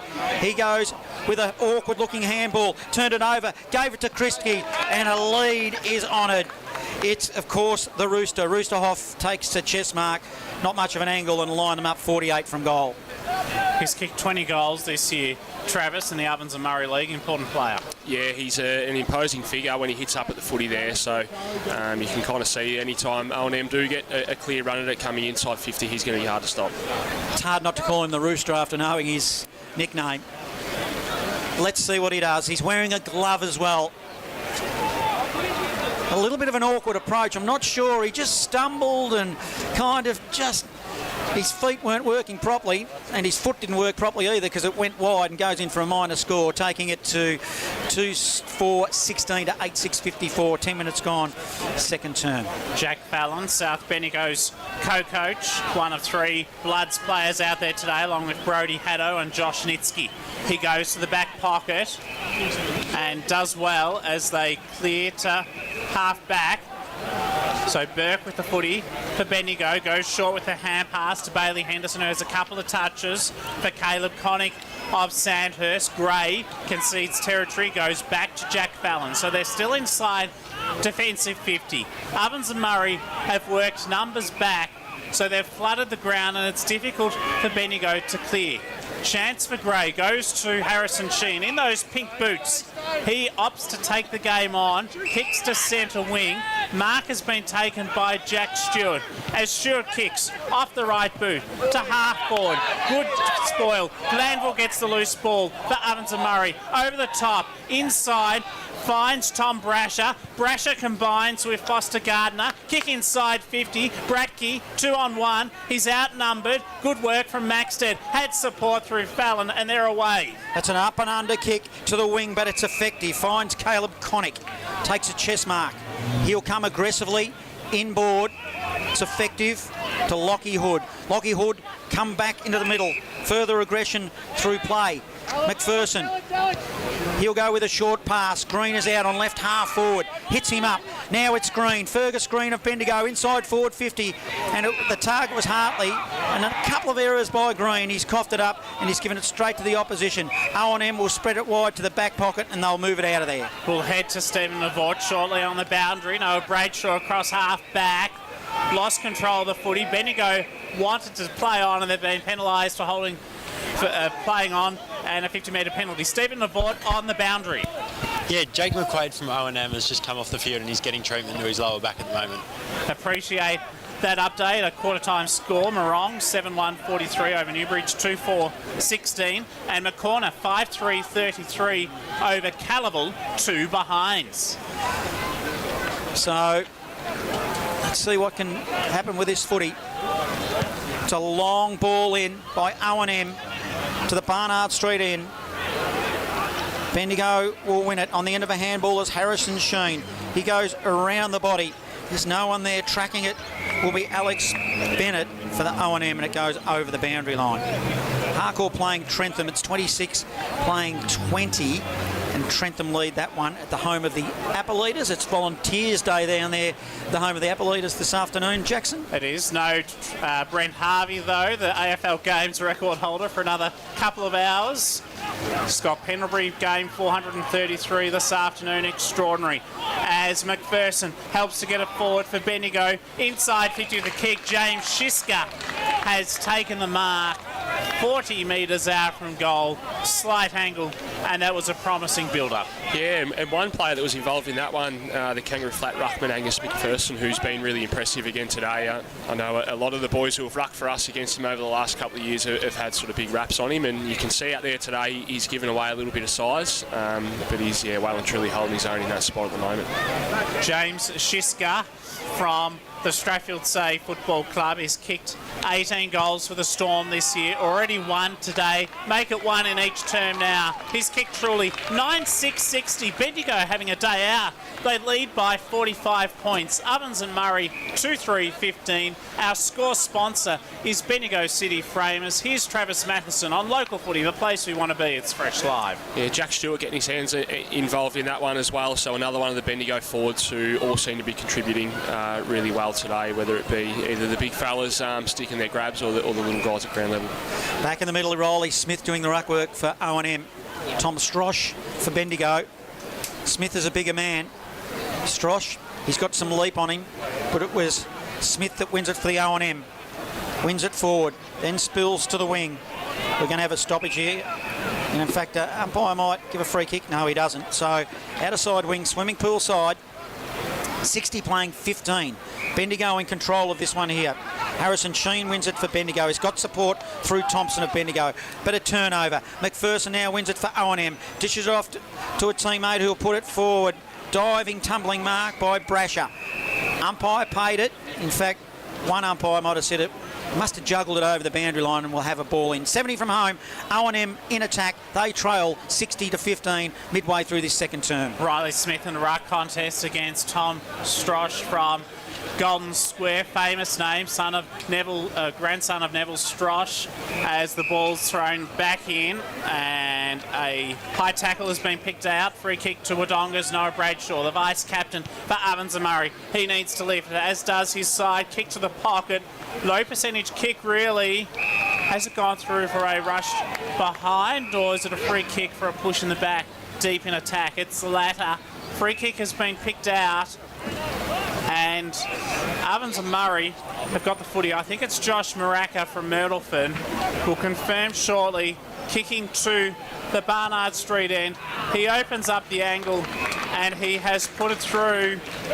So the Ovens and Murray with a much needed goal. Travis Matheson, Local Footy, the place we want to be. It's Fresh Live. He's made the most of that one, but you can just see again the last couple of clearances when O&M do get their hands on it and they are able to get it inside forward 50. They do look dangerous. Obviously, credit to the Bendigo mid so far today. They've been all over him in that part of the ground. Tom Brasher with that goal. Bendigo 9-6-60. They lead Ovens and Murray 3-3-21. That was the voice of Travis Matheson. Score sponsor Jason Westcott Builder. And now this is Johnny Hunter. Local footy, the place you want to be. It's Fresh Live. Riley Smith having a bit to say in this game now for O&M, and he wins the tap, puts it straight down the throat of his teammate. Bradshaw on the end of a handball. He'll go forward for O&M now. They're getting a bit of momentum. Winning at ground level was Jack Fallon. Handball over the top. Finds James Gray. Gray will spread it wide. Hits up Harrison Sheen. Defensive side of centre wing. Hard up against the boundary line. Swimming pool side. Comes aggressively inboard. Hits up Lockie Hood. Lockie Hood. Short pass into the middle. Finds Dylan Johnson. Defensive side of the centre. Now Johnson. He'll fan it wide. The target couldn't quite hit him there was Mackenzie. Ball spills now across half back. O&M will win it on the end of a handball. McPherson gives it off. He does. He helps to get over the top to Frauenfelder from Yarrawonga to Bradshaw. Sweeping hand pass effective. Harry Hewitt running shot at goal. 45 metres out. Barnard Street end across the face. And a behind. 3-4-22 Ovens Murray. Bendigo 9-6-60 approaching time on. 17 minutes gone. Second term. Lockie Wright will restart. Kick in from fullback for Bendigo. Sandhurst product plays on from fullback. Will look to bring it broadcast side. Long ball, McPherson will be his target. They set themselves. Big punch from behind. Haddo. Bendigo did well defensively. Trying to shark it was Maraka of O&M, and it goes over the boundary line. We'll have a ball in across half forward to the Barnard Street end. From Myrtleford, he is playing today. 3 players from Myrtleford. They're amongst the most represented side out on the park today. Jake Gaynor, he's a Morris Medal contender right here in the Ovens and Murray Football League. Dispossessed. Alex McCarthy there too. Another stoppage. So the Wangaratta Rovers, Myrtleford, Lavington and the Wodonga Raiders, each with 3 players represented this afternoon. Ball up.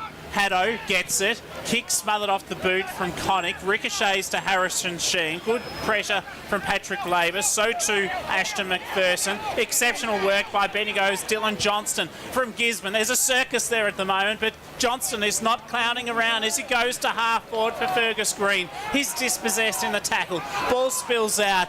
Terrific pressure from Alex Bennett of Ovens and Murray. Swimming pool side, free kick for a hold. It'll go the way of Bendigo.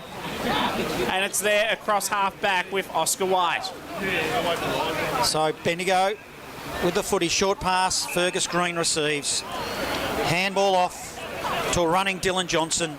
Dylan Johnson will go long to the top of the square. Hartley with the target.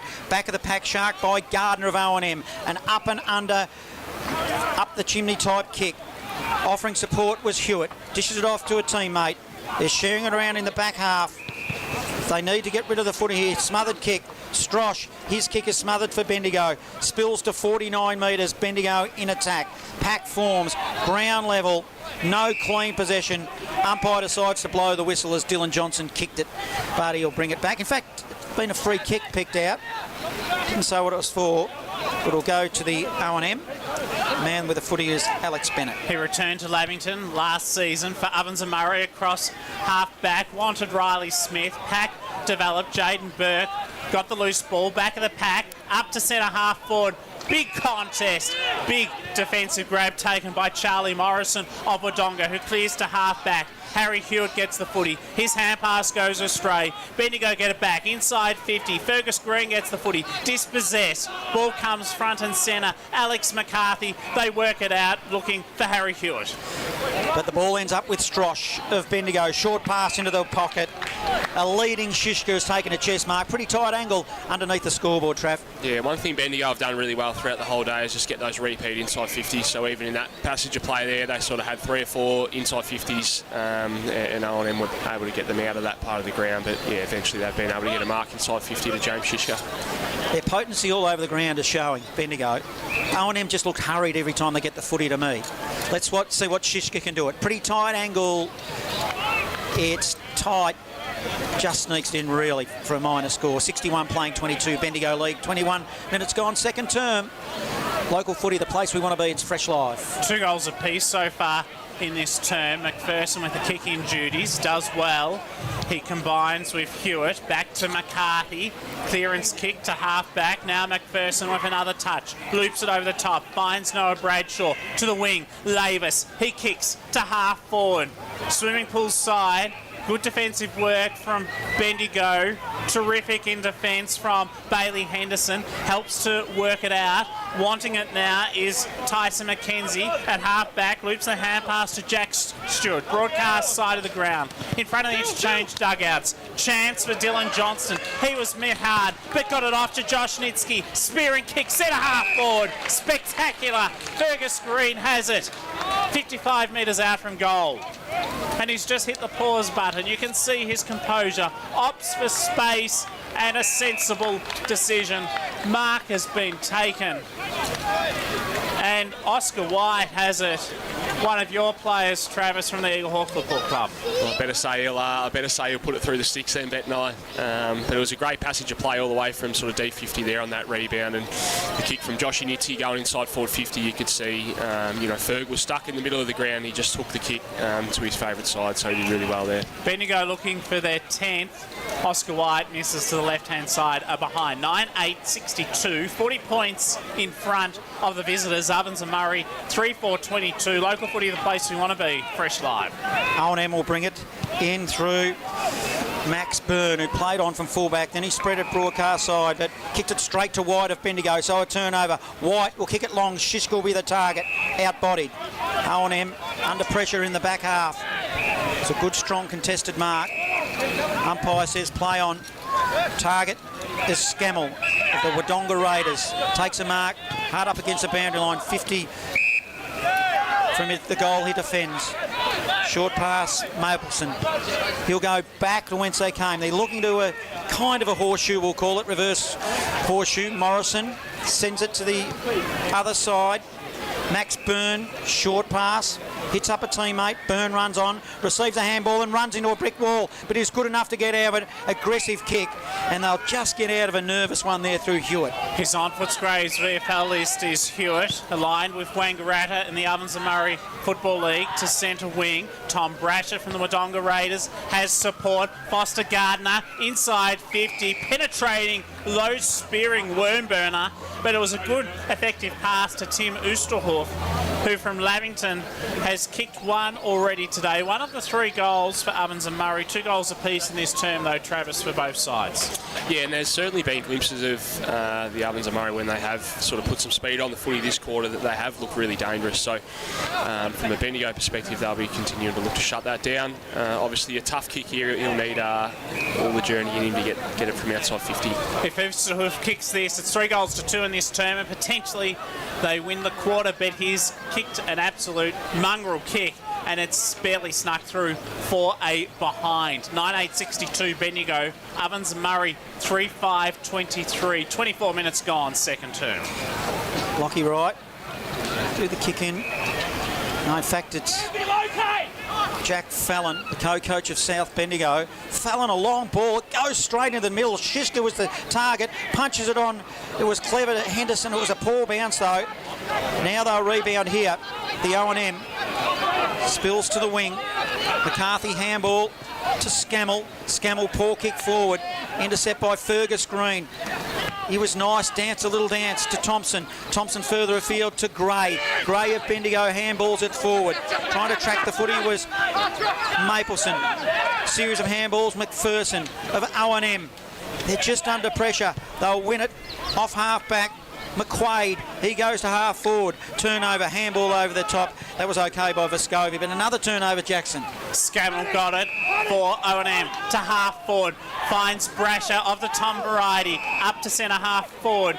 Josh Maraka of Myrtleford directs the kick to the pocket. Loose player, loose checking from the Bendigo defence. Golden opportunity for O&M to get their 3rd major of this term, and they'll kick from about 50 metres out, a few metres in from the boundary line, in the arms of Caelan Bratke from Cora Rutherglen. How important is this goal, Travis? Yeah, they need it. They've sort of had a few inside 50s this quarter and probably had a little bit of the momentum the last sort of 5 or so minutes, but just haven't been able to capitalise on it on the scoreboard. So from I suppose their perspective, they really need this one to go through. He's played all 6 games for Cora Rutherglen this year, 15 goals. Caelan Bradkey, no more important goal than this is coming, and he has delivered. 4-5-29, Ovens and Murray. Score sponsor is Don Smallgoods. Is good. However, they still trail Bendigo 9-8-62. Local footy, the place we want to be. It's Fresh Live. Yeah, he moves really well. Bradkey as well. Just sort of watched him work his way into forward 50 there. As that ball tracked down, he was able to lose his opponent and then get on the end of one. So he'll be happy with that one. Obviously, as we said, Ovens and Murray really needed that one, and it sort of keeps him in with a sniff for the back part of this game. Back into the middle, restart. Dead heat through the middle. Thompson punched it to the advantage of Hood. Hood probably lost a ball he should have gathered. Now it's Mapleson. Gives it off by hand. They move it inside forward 50 here, the O&M. Will they get another look at it through Glanville? Short pass. Hits a target. And they're going to get another shot within a minute here. Bradkey again with the footy. Right on the half-time bell. An important kick again. Well, it's 2 in a row that's been important, Travis. Very much so, and I suppose, if he nails this one, it will just give him a little bit of a spring in their step going into half-time. The momentum is so important. They're just starting to get their stuff together here, the O&M. Let's see what Bradkey can do with the footy. To the Barnard Street end. He's taking a lot of time, which he can. The siren has sounded as Jock Clark would say. He's not going to play on from here, Jackson. Indeed. Let's go. In he comes. Bradkey with a kick that's tight and lets his side down for the moment, which will take O&M to 31 playing 62, and that's half-time. It is. What an entertaining opening half of footy. In that second term, Ovens and Murray came back 3-2. They're certainly still in with a chance. Yeah, absolutely. And as I said a few times, they do look really good when they get on the run. It's just when they've sort of been slowed up by Bendigo and had to take speed off the footy and try to chip it around, that Bendigo have played on that a little bit. So I'd imagine sort of looking into that second half, they'll be continuing to try and just open that game up and take it on a little bit. We look forward to bringing that to half-time scores here at the Queen Elizabeth Oval in this interleague clash. It is the Bendigo Football League 9-8-62 over Ovens and Murray 4-6-30. It's a 32-point advantage to the home league. Second half coming up shortly. Local footy, the place we want to be. It's Fresh Live.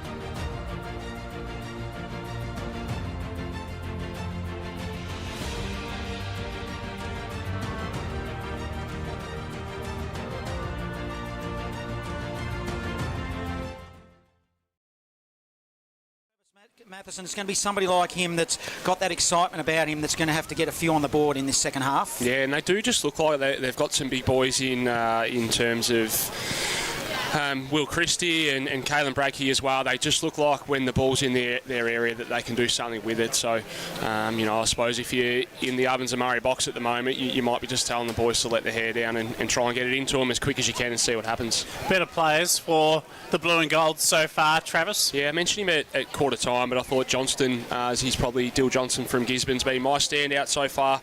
I've also mentioned big Gus McPherson a couple of times, and you can kind of see the impact he's having based on when he goes off for a spell, and Bendigo probably don't quite have that sort of depth in terms of their big fellas, so when he goes off, O&M sort of get a bit of a run in. So he's certainly one that's impressed me so far. And better players for Ovens and Murray, coached by Jake Sharp, who's played 6 games for Myrtleford this year. He's also played at Werribee, and he was coaching Myrtleford, believe it or not, at only age 24, so he is highly credentialed. Players he'd be impressed with, I think, to the major break. You include in that Alex McCarthy in defence. He has been terrific. Nick Brasher has had a bit of the footy. Tom Brasher has been good too. Their brothers Riley Smith has had a fair bit of the footy. Caelan Bradkey was handy in that term with a goal, also among the better players. And Tim Oosterhoff up forward, well, he's been dangerous, Travis, but 1 goal too, so he's missed some opportunities. Yeah, he has, and credit to Bendigo, the shots that the key forwards for O&M have had, they've been from that sort of 50 out on the or sort of on an angle, and they're really hard to kick them from here on this ground. Huge game and so much history at stake. If you were Simon Rosa, the Bendigo coach, what would be your message at the major interval? I think, I think one thing that Rose has done really well from all reports is just talk about what the impact could be. Look out to the sort of right of our box here, and you can see a lot of the guys that would have played in that win the last time we played O&M, or the last time that we beat O&M. So I think Simon and his coaching crew, they'll just be continuing to go back to that and sort of the significance of it in terms of earning some respect for the league. Very much so. You referenced the last time that we played the Ovens and Murray Football League. That was in 1997, the Interleague clash. It was a 9-point win. Ovens and Murray won. They went down, Bendigo, in the VCFL Division 1 titles. So there's all that history. Of course, we mentioned in our pre-game as well the success that Bendigo had throughout the late 80s and early 90s. From 1988 until 1990, Bendigo Football Netball League was in 3 consecutive Division 1 country championships, and Brendan Hartney was the captain of the 1989 winning side. Arguably, Bendigo's most famous interleague victory came against Ovens and Murray in the semi-finals of the 1989 country championships, when in the rain and mud at Lavington they won for the first time on the border by 16 points. So there is all that history at stake, and Johnny and Travis, the support staff, it's worth commenting on for a moment while we've got an opportunity to do so. It is brilliant at the Bendigo Football League. So they've got a masterclass team. Simon Rosa, the coach, Golden Square, Bendigo Bomber experience, also with Peel Thunder in the Waffle, and his assistant coaches, quite an extensive list. 6 assistant coaches today. Tyrone Downey, the coach of Kangaroo Flat. Wayne Mitrovic often joins us in our broadcast team. Strong links with Sandhurst. Bryce Curnow, the co-coach of Sandhurst. He's had lots of success at various football clubs. Troy Coates, premiership coach with Strathfield, 6-time premiership coach with Kerrang. Nick Carter played AFL footy with the Brisbane Bears. He played Bendigo football in the VFL for the Bendigo Diggers and Bendigo Bombers. Golden Square premiership player and coach. And Nathan Thompson, the former AFL player with North Melbourne and Hawthorn, now coaching Broadford. An extensive list. I need to catch my breath. Yeah, and a couple that you've left out there too, in terms of the 2 runners that are walking back over to us in Kane Robbins and Adam Skinny Bear too. So 2 league medalists in this competition as well. So it's a star-studded lineup, and if there's anyone that's listening that's short of a couple of players for their reserve team next week, you could come down and try your luck with all of them. Well, should we be surprised they're so far in front? And talk about leadership, the on-field leadership as well. They've got coaches as well. We've got Jack Fallon, who is currently coaching as a co-coach of South Bendigo and has success in other leagues as a premiership coach. Bailey Henderson is coaching Castlemaine this year. Michael Hartley coached Castlemaine last year, and you add on with the AFL experience of Fergus Green, should we be surprised? That's what I'm going to say. Yeah, and I think with that list of assistant coaches too, they've probably all got one thing in common, is that they've all played in this competition. They've all probably played Interleague in this competition as well. So I think Simon has done a really good job in trying to really sort of put together, something that's going to build a culture of people wanting to play for the Bendigo Footy League, and yeah, it's certainly on show today. Half-time scores: Bridgewater 7-7-49 over Mitiamo 3-4-22 thanks to Craig Campbell, and in the Morong Newbridge game, thanks to Kevin Frankel and Mick Purcell, it is Morong 9-3-57 over Newbridge 4-9-33. If you're Jake Sharp, Travis, what's your last message to the O&M boys? Look, I'd still be sticking with the positives in terms of, when they have sort of got the ball moving and hit the middle of the ground, they have sort of looked really impressive. So the final message, I suppose, would be for the boys to let their hair down and have a crack at it. Second half about to commence. Huge crowd here at the home of country footy, the Queen Elizabeth Oval. I was chatting to Danny McGrath, the manager of Lake Nyanga Golf Club, who's enjoying the afternoon with Sean Fletcher, a former Sandhurst identity. Stephen Navort down on the boundary too. We'll get a brief word from you, Stephen. What's your thoughts on the second half awaiting us? Yeah, well, I think if O&M can bring that pressure that they bring in that second quarter, then we could be on for a decent game here. Intensity really turned up at ground level. Also, netball score update from across the road there. Bendigo are up 78-46 with 2.5 minutes left. And earlier, in case you haven't heard, in the 15 and unders netball, it was Ovens and Murray that won by a goal over Bendigo. Same applied in the 17 and unders netball. Extraordinary, 47-46. In under 18s footy, it was Ovens and Murray by 17. Second half beginning here. Bendigo lead by 32 in the seniors. Here's John Hunter. Winning the tap for Bendigo was McPherson. We've got a whistle by the non-adjudicating umpire, who's giving it a free kick. Will go to Bendigo, to Thompson. I reckon he might have been held off the footy. So Thompson plays for Eaglehawk. Great player. Handballs to the back door. Goes to Fallon. Fallon will go long now for Bendigo. Inside forward 50. To the back of the pack, White. Tried to win the footy. O&M did. Scammell went over the top with a handball. But eventually, good bit of a defensive play by Brody Haddo of Bendigo. Puts it over the boundary line. Bendigo in attack, 32-point margin. Half a minute gone in this third term. Local footy, the place we want to be. It's Fresh Live. They kicked 7-1 when they attacked the Barnard Street end in the opening term. If it's a similar equation in this third term, it'll be a case of game over. Haddo snaps around the body, top of the goal square, 10 metres out from home. James Gray front and centre, kick smothered brilliantly in defence by O&M. James Gray follows up with a second effort close to the boundary line, but it's aided out by the reliable Max Byrne of Albury, who averages 20 to 30 touches a game, so it's in the back pocket for Ovens and Murray, who's also on the GWS VFL list. Ball to be tossed back in. Right forward pocket for Bendigo, deep in attack. They lead by 32 points from the boundary throwing. An exceptional tackle applied by Alex Bennett of Lavington, and another stoppage. Bendigo in attack to the Barnard Street end. Strosh in the ruck for Bendigo, tapped it forward. Picked up by O&M by Hewitt, who's been pretty good. They'll share it around in the back half. Eventually Smith on the end of a handball will go to half back. Whistle on play. They're probably lucky to get a free kick and get out of danger here momentarily. Half time in the MCD FNL, thanks to the president, Paul Wicks. Harcourt 9-4-58, lead Trentham 7-2-44. Bradke got that free kick. He went to half forward, was looking for Bailey Fraunfelder. Instead, got Dylan Johnston of Gisborne, who's doing well for the blue and gold today. To centre wing, finds Lockie Hood of Sandhurst. Inside 50 for Bendigo, but it has gone out of bounds and will have a boundary throwing. 35 metres out from goal. What have you made of these first couple of minutes, Travis? Yeah, it's a little bit of the more of the same at the minute. Bendigo have just set up so well behind the ball, so even that sort of kick there from Bradke, it was long down the line. Bendigo had sort of 3-4 numbers there spare at the ground, and it went back to the other end with interest on it. Deep in the forward pocket for Bendigo. Ground level. It'll be another stoppage, surely. It's tied up. Players jumping in after the footy. O&M sensing the urgency. Smith in the ruck. Grabbed it there for O&M.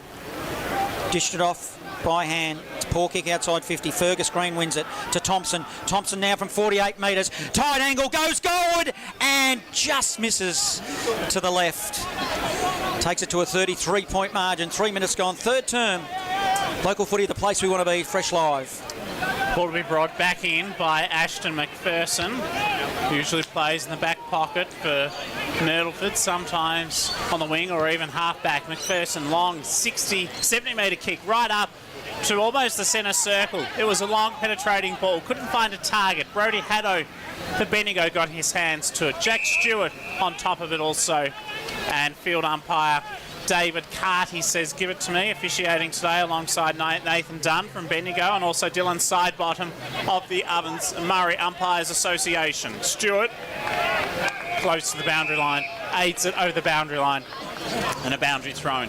Stoppages 1% is very important. Yeah, Jack Stewart's been really good between him and sort of Harrison Shee, and they've both played that half forward role where they've come up to the back of it and they're having a real impact on it. Up they go in the ruck. Smith wins it, gives it off by hand eventually to Bradshaw. Bradshaw aggressive, off half back, O&M. What can they build off here? It'll be one-on-one contest. Fergus Green will win it. Class always wins the job. Gives it to White of Eagle Hawk. He goes long. He'll go into the goal square. It's 2-on-2. Whistle on play. And it will go to O&M. Not much of a crowd there behind the Barnard Street goals, but if you're watching on the live stream, there's a big crowd on the wing here in front of us and in the grandstand, so just not congregating behind the goals. So it's with Charlie Morrison. His dad, Darby, is a legend at Benalla, and his brother, Harry, plays for Hawthorn. So Charlie Morrison clears to half back, can't spot up a target. Oscar White got in the way for Bendigo. Noah Bradshaw there from Wodonga, tied up in a tackle for Ovens and Murray, and we'll have a ball up 51 metres out from Bendigo's goal line. Riley Smith manhandled McPherson in the ruck contest, got the hand pass out. Ovens and Murray with the clearance. Jack Glanville from Lavington, a Wodonga boy, goes to centre wing, and it's Bailey Fraunfelder who's got it. Just weighing up his options. Now goes on the left. It's a bit an up and under kick. Bradkey was the target, made him work. They both ran under it. Lockie Wright. Henderson's been quieter now for Bendigo. Putting his head over the footy was Patrick Lavis for O&M. All tied up, 70 from goal. In front of us, broadcast side. O&M in attack. Smith grabs it out of the ruck. Gives it by hand to Lavis. Lavis will go goalward. Clean bowls and number of players. Ends up in the back door to Fergus Green of Bendigo. He'll clear it. Target, Jack Stewart. Jack Stewart still on his defensive arc of 50. They'll bring it down the swimming pool side. Short pass to right. Right off right half back. Just slows it down and invited to play on. And they'll reverse horseshoe out of there, Father Jackson Saunders. They do. Receiving is Jack Fallon, the co-coach of South Bendigo. Penetrating kick to centre wing, grandstand side. Oscar White got hands to it, didn't complete the grab. Whistle blown, and we'll have a ball up, a stoppage. Centre wing, broadcast side. Local footy, the place we want to be. It's Fresh Live. 9-9 plays 4-6. Bendigo lead by 33 points. Riley Smith, the ruckman, tackled by James Gray. Isn't that inspiring, Travis, to see a rover tackling a big ruckman? Yeah, don't let the size fool you at all. He's full of fight. James Gray is a very good little player. And Haddo with another good tackle. So two impressive tackles, one after the other. Ball's thrown up. Angus McPherson went to ground but got the tap out. To no one's particular advantage. Noah Bradshaw in underneath the footy. Helps to get it out. A hard ball. Well done. Maraka combines with Brasher, and Ovens and Murray are out. Swimming pool side. Jack Glanville kicks to half forward. High fly. A specky attempted from Tom Brasher, but in doing so he has given away the free kick to Zach Vescovi, Mr. Reliable of Gisborne, and he'll clear for the blue and gold from the back pocket for Bendigo. A classic, unrealistic attempt. Another reverse horseshoe out of the back zone. Ends up with Bendigo, Jaden Burke. Burke will now bring it down broadcast side. Jack Stewart strong in front of the eyes for Bendigo, is rewarded with a mark. He'll dish off. I thought he might have given it to Johnson. He decides against it. He's looking inboard to play aggressive. Now he's instructed by his teammate in Jack Fallon just to kick it down the line. In fact, he does half-half. Connick was the target. Will cause a turnover. Ground level on the wing. Umpires letting it go. O&M will emerge. A long kick forward. Shallow inside forward 50. Vescovi getting involved. Handball to Jaden Burke. Hands and knees. Handball over the top. Lockie Wright receives. Handball forward Harrison Sheen. Bendigo under pressure. Alex McCarthy did well. Advantage is paid. It's through Lavis. Goes to the top of the square, but Fergus Green, ever reliable, takes a nice mark. He was elegant as he took the ball back for Bendigo to Brodie Haddo, the four-time South Bendigo best and fairest winner. Inside with that kick, Caleb Connick. He's played a lot of games for Sandhurst this year, been best twice. To centre half back, Jaden Burke. Now to that man who's got it across half back.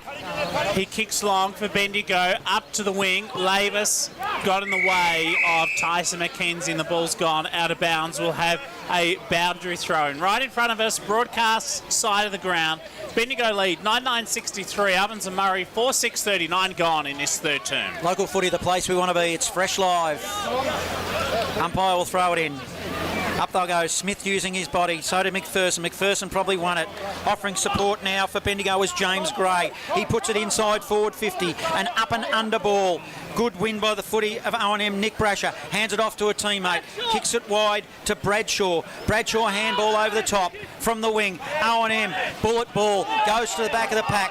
Mopped up there by Lockie Wright of Bendigo. A long ball. Probably didn't look. It's a turnover, and a mark juggling Bradshaw was dropped. That causes a turnover. Sharked on it by Bendigo. They'll go forward. It was Shiska. Shallow inside forward 50. And a number of errors are being caused here. Father Jackson Saunders. McPherson and Morrison, they combine and they work it to half back for Glanville. Swimming pool side.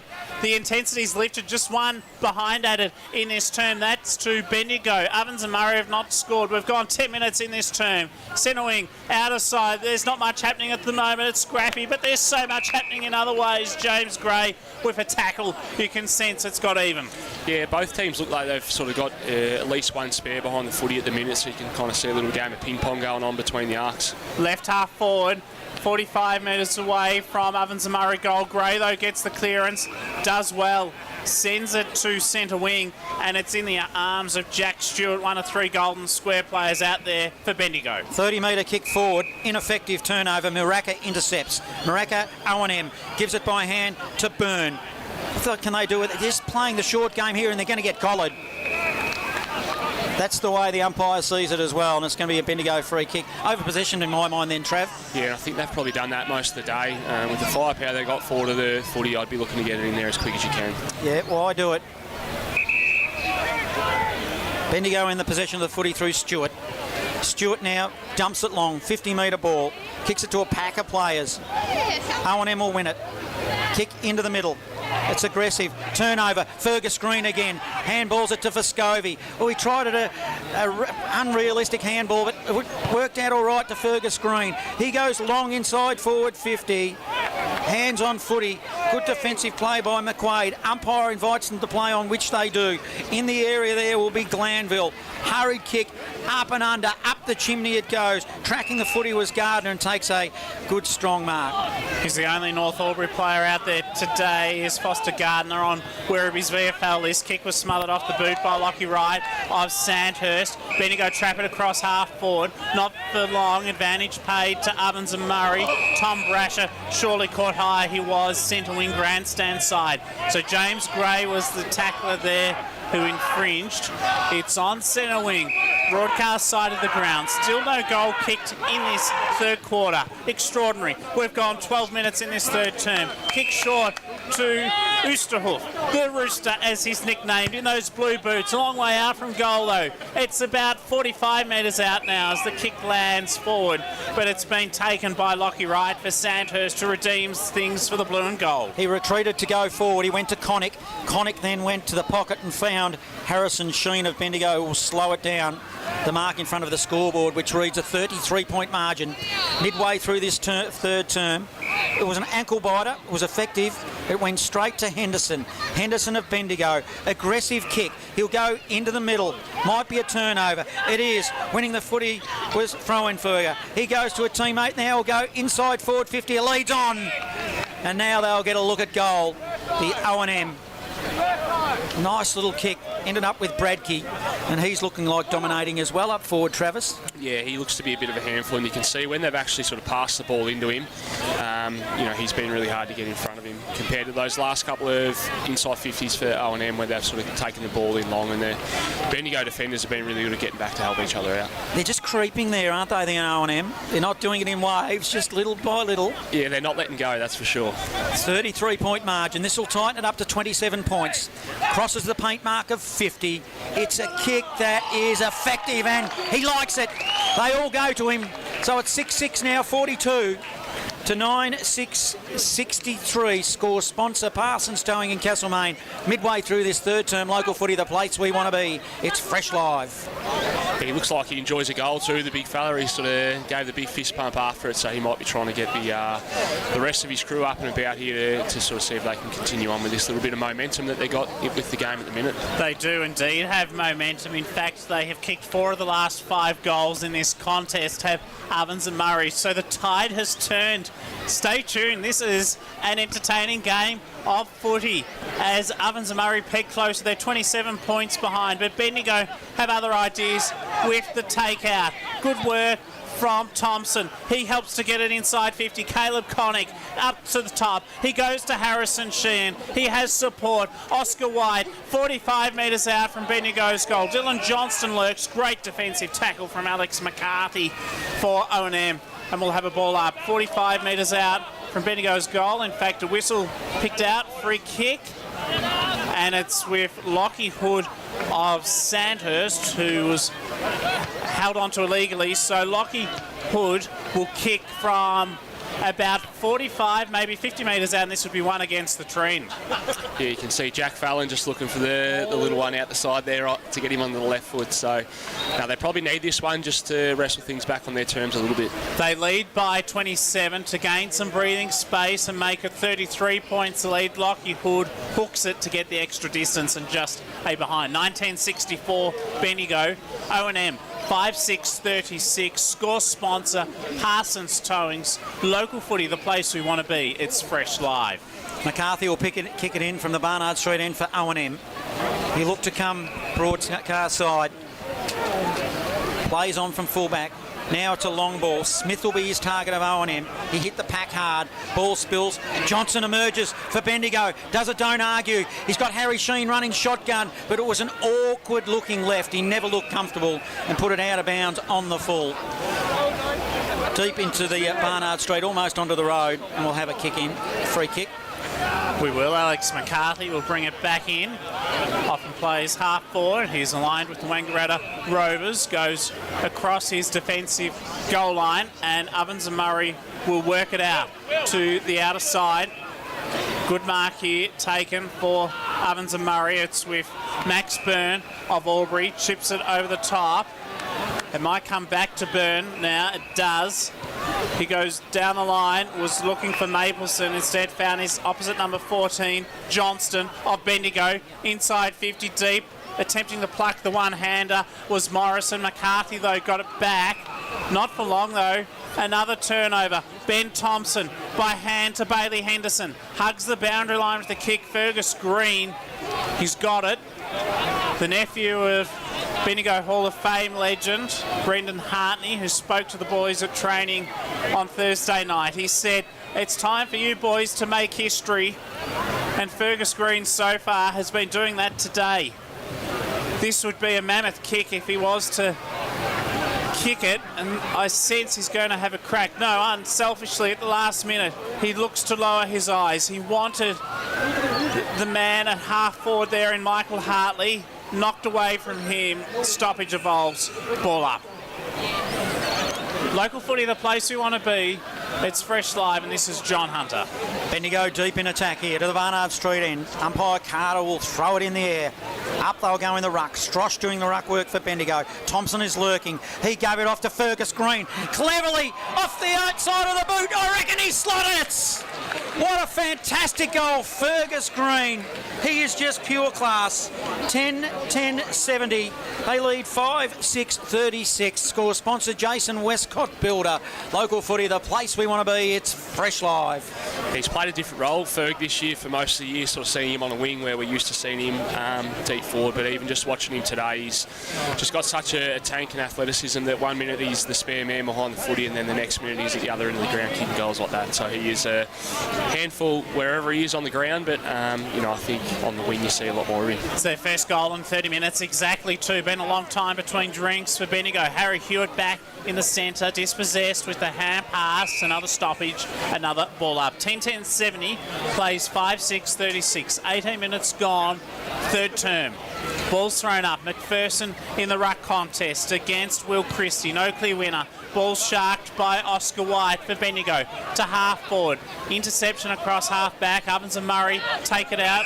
Finding it is Bailey Frauenfelder. He has support. He got it over the top to the man he got it from. That was nicely done by Charlie Morrison. Inside 50. O&M go. Not for long. Wright gets it back for Bendigo. Hand pass straight though to Patrick Lavis of O&M. He has support. Frauenfelder, kick miscued, slightly effective. Harry Hewitt, high, long, top of the goal square, mark taken. And it's that man, Tim Oosterhoff, who's kicked one. And a big opportunity beckons for his second. He's about 5 metres out, right up against the left point post, opens the angle off a step and goes bang. Ovens and Murray goes 6-6-42 with that goal. Bendigo 10-10-70. Score sponsor Jason Westcott Builder. Here's the voice of the Eagle Hawk co-coach Travis Matheson. Local footy, the place we want to be. It's Fresh Live. And they've done well, Bendigo, throughout the day and sort of setting up behind the ball. You can see that passage of play there. It was still really rushed and they had just so much pressure on the ball from Bendigo. But did well in the end to get it to the big fella in the square. And obviously as we sort of head towards time on, there's a big sort of 5 or 10 minutes left in this quarter for the O&M team to see if they can pinch a couple more. Back in the middle for the restart. McPherson, originating from Kangaroo Flat, jumped high, jumped early, but he was beaten by Christie of O&M. Ground level, Haddo has been relatively quiet. They're going to win it through the middle here, the O&M. It's a low ball inside forward 50 to the Rooster. Couldn't find him. Vescovi probably went the man, not the ball. They need to be careful here.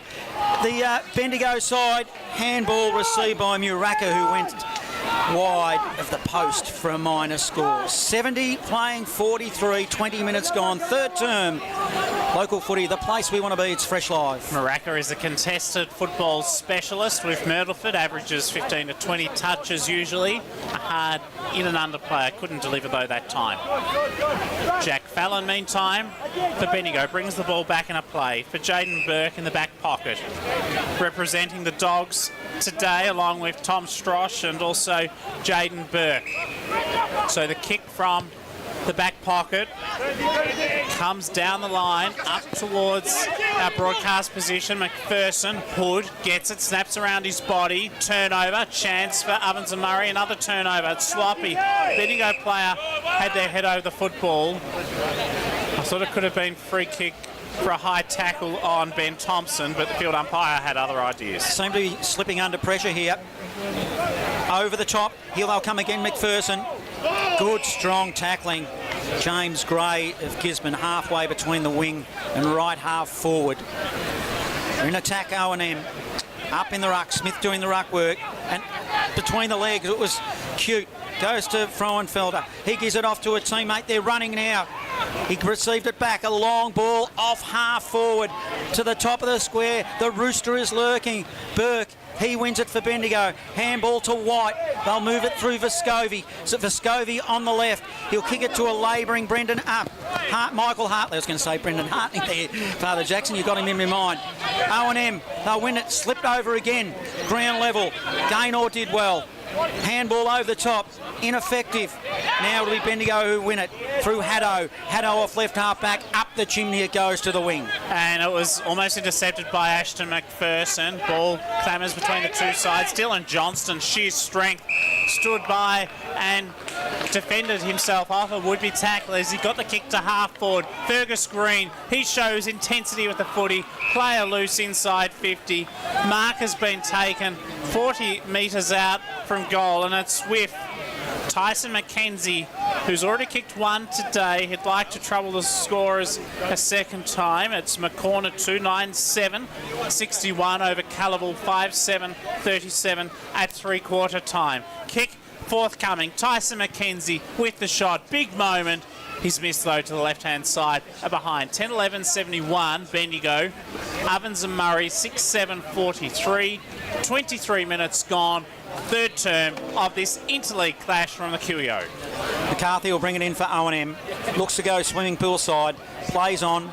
Kicks it beyond 50. Smith was the target. Goes to the back of the pack. Now Bendigo's got a chance through Stewart. Picks it up, goes shallow inside forward 50. Defensively, Bradshaw did well, O&M.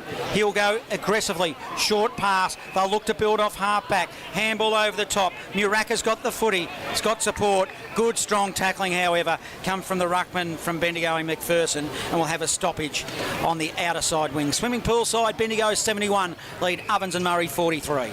Now, it could be a free kick here. It is. I thought it might have gone the way of Riley Smith in the ruck, but instead it's going to Angus McPherson of Kangaroo Flat. He's averaged 23 touches a game this year, 45 clearances. Star player, Bendigo inside 50. Back of the pack, Oscar White runs onto the loose ball and he kicks a goal. One of two Eagle Hawk players out there making his co-coach proud in our broadcast box. Our score sponsor is Don Smallgoods. Is good. Bendigo 11-11-77 over Ovens and Murray 6-7-43. The voice of Travis Matheson on local footy, the place we want to be. It's Fresh Live. Yeah, and that passage of play started again. We've spoken about it all day. Was just the defensive work of the Bendigo team. So full credit, I'd say, to sort of Simon Rosa. It can be really hard to get a team to play team defence in one of these games where, you know, guys are often wanting to get their hands on the footy. So they've done it exceptionally well today. They've certainly got the connect. You can tell, Trav, you're spot on the money there. Now on O&M, they'll win it through the middle. What can they do to respond? It's a long ball. The Rooster will be the target. Big punch from behind. Good roving there by Lavis. He's been okay. He goes towards the boundary line, then lines up the goal and puts it through. What a class act from the boundary line. And popped it through for a very quick response. So that'll take it to 7-7-49. Trailing 11-11-77. We're in time on in this third term score. Sponsor Don Smallgoods is good. Local footy, the place we want to be. It's Fresh Live. Yeah, and they're just doing enough to sort of hang on here to the game at the moment. You can hear the coaches in front of us at O&M asking for one of their players to be isolated in the goal square. So I just wonder whether they're going to try and get this ball in a bit quicker here for the last few minutes of this quarter. 3-2 in this third term from Ovens and Murray. 28 points in a rear of the home league. Out of the centre. Smith helps to get the takeout. High kick inside 50. Floated in the air a long time. Good defensive work from Caleb Connick. He has support from Jack Fallon. Surely a downfield free kick at will. James Gray to take it. Right in front of the Ovens and Murray dugout. Gray, ship, is effective. Finds Haddo. He aids Gray for Shepherd as he runs on. Gray from centre wing to left half forward. Good kick. Good use of the footy. It's with James Shiska. 55 metres out from goal. Shows some candy. Didn't get away with it. Thankfully had support. Good Gray, siren kick. Will it be counted? Ooh. Didn't matter because it bounced back away from goal. Three-quarter time, and it is Bendigo.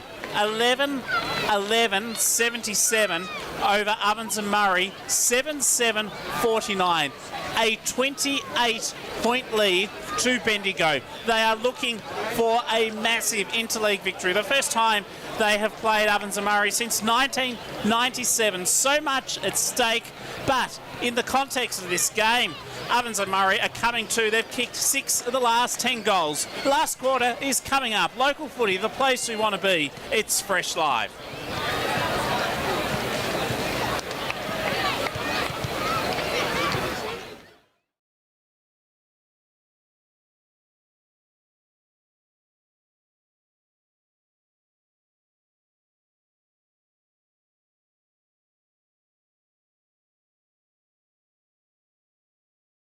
You know what's better? than a Big Four bank? A bank that's bigger for me. Bigger for making my money work harder. And helping my business make it. Bigger for helping us to buy a home. Bigger for the community I care about. My bank is bigger for what matters most. As one of Australia's most trusted banks, millions of Aussies know that Bendigo Bank is bigger for them. And we're bigger for you. Bendigo Bank, the better big bank. My name is Daniel Bowman. I'm a cladding supplier. The company name is Architectural Cladding Supplies. We manufacture, produce basically any cladding sort of available that can be rolled out of a soft feed ColourBond material. We target roofers, cladders, builders, really anyone that wants to sort of get involved with this type of cladding. We try to be a bit of a one-stop type roofing shop. We have all of them and some that the others don't have. We educate people how it's done and we sort of get it out there and make it happen. G'day everyone, I'm the Suburban Footballer and I'm here to tell you to download the Local Footy Hub app. Inside this one-stop app, you will find live scores, fixtures, ladders, leading goal kickers and best players, game replays and highlights, latest news, player and coach interviews, shows, podcasts, and full team and player statistics. Actually, can I stop you just there for a sec? It says for all your team and individual stats. Like, just for argument's sake, if someone at my work got on the app, could they see how many possessions I'd had the week before? Oh, they can. Oh, I reckon, like, do you really need that? Footy's a team sport. Who cares about individual statistics? I reckon the rest of the app is great, can't fault it. But just get rid of that individual statistics bit. I mean, who cares? Download the Local Footy Hub app. Everything you need, all in one app, including individual stats.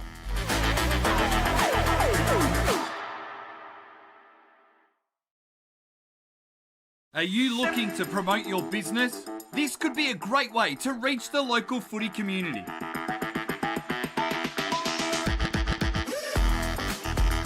How do we get your name out there? We can provide banner and native advertising in our news feeds and socials, reaching thousands of people every week. We can run video ads before every game replay that gets watched by thousands of people each week. We can run promotional videos like this one about your business during quarter time breaks for all of our live stream games. Contact us now to find out how you can book a trial.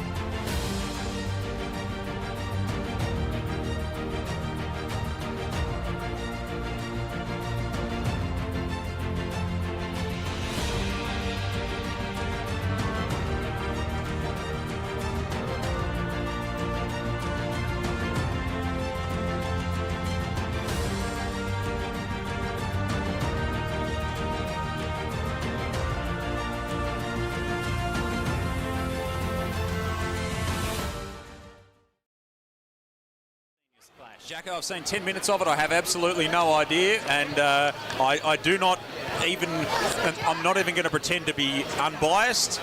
Bendigo will win. There we go. Joel Peterson doing MC duties as well. The this afternoon. Travis Matheson, your thoughts up until three-quarter time, better players for Bendigo and what needs to happen in the last term?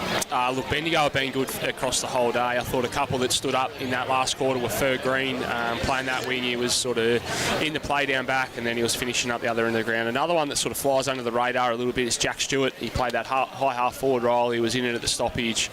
He was given a good outlet from D50 as well. So, look, I think Bendigo's message would be just more of the same, just in terms of remaining connected defensively and making life really hard for the O&M to try and kick the score that would be needed to win the game. 2026 Interleague here. Bendigo Football Netball League playing the Ovens and Murray. It's three-quarter time. Bendigo lead. They've been impressive. 11-11-77. O&M keep coming. They're 7-7-49. What will unfold in this final term? Let Father Jackson start proceedings. Local footy, the place we want to be. It's Fresh Live. Up in the ruck contest, it'll be Riley Smith for Ovens and Murray up against Angus McPherson for the Bendigo League. One player in the middle there is Jake Gaynor. He's a Morrison medal contender from Albury. Hardly touched it today. Could it be a big last term for him coming up to help O&M come across the line, or will Bendigo stand tall and deliver? We wait and see. In the middle, Dylan Johnston. He has been given a free kick. He was held on to illegally by the man I just mentioned, Jake Gaynor. So Johnston in the centre for Bendigo gets the clearance. High kick. O&M have got numbers back in defence. Great spoil from Charlie Morrison. Ball ricochets to Riley Smith. He clears the ruckman. Kick ineffective though, and Bendigo get it back. Right from Sandhurst to half forward on the first bounce, retrieved by Tyson McKenzie to Ben Thompson, deep inside 50. Hartley wants it, but great defensive mark by Charlie Morrison for O&M. He'll go short, finds a teammate. They're looking to build it here out of the back pocket here, O&M. It'll be a long kick out of the defensive zone. Swimming pool side. Fergus Green is lurking in the area. So is Bailey Henderson. He started off well in the opening term. He's been quiet. Now he's getting his hands on the footy. He goes inside forward 50. They'll set themselves. Hartley was at the back of the pack. He was lurking. Now there goes to Haddo. Haddo did well, but turnover. Now it'll be O&M off half-back. Running his distance is Morrison. Turnover.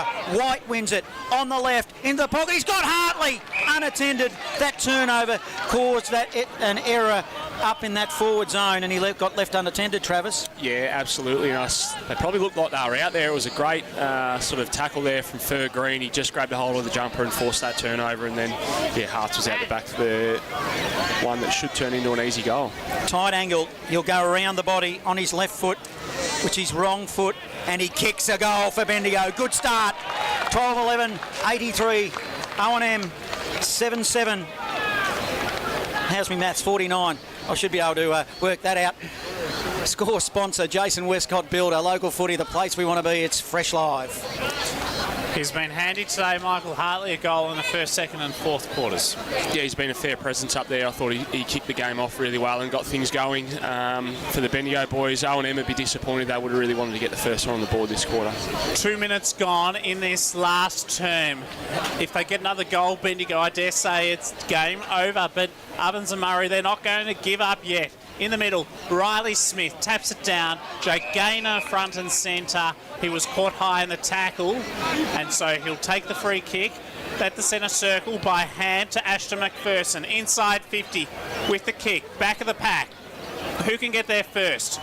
Good defensive work from Zach Vescovi. It's no surprise the Gisborne legend paddles it to the boundary line and creates a stoppage. We'll have a ball in across half back for Bendigo. It's in front of the swimming pool change rooms from which Bendigo warmed up today. O&M kicking to the Barnard Street end, which has been the scoring end. Smith now just won the tap, falls to the feet. Bendigo will win it through Haddo. Gives it to McPherson, the big ruckman. Handball on, they're probably overpossessed and might lose it. No, they're good enough now. A long kick to half forward. They set themselves. Morrison did well for O&M. Wins it. Now he's spread it wide. Swimming pool side. He's got a target. Hits it up. Did well. Hewitt had a good game this afternoon. Chain of handballs will end up with a long kick inside forward 50. Oh, good lead. Just didn't quite stick.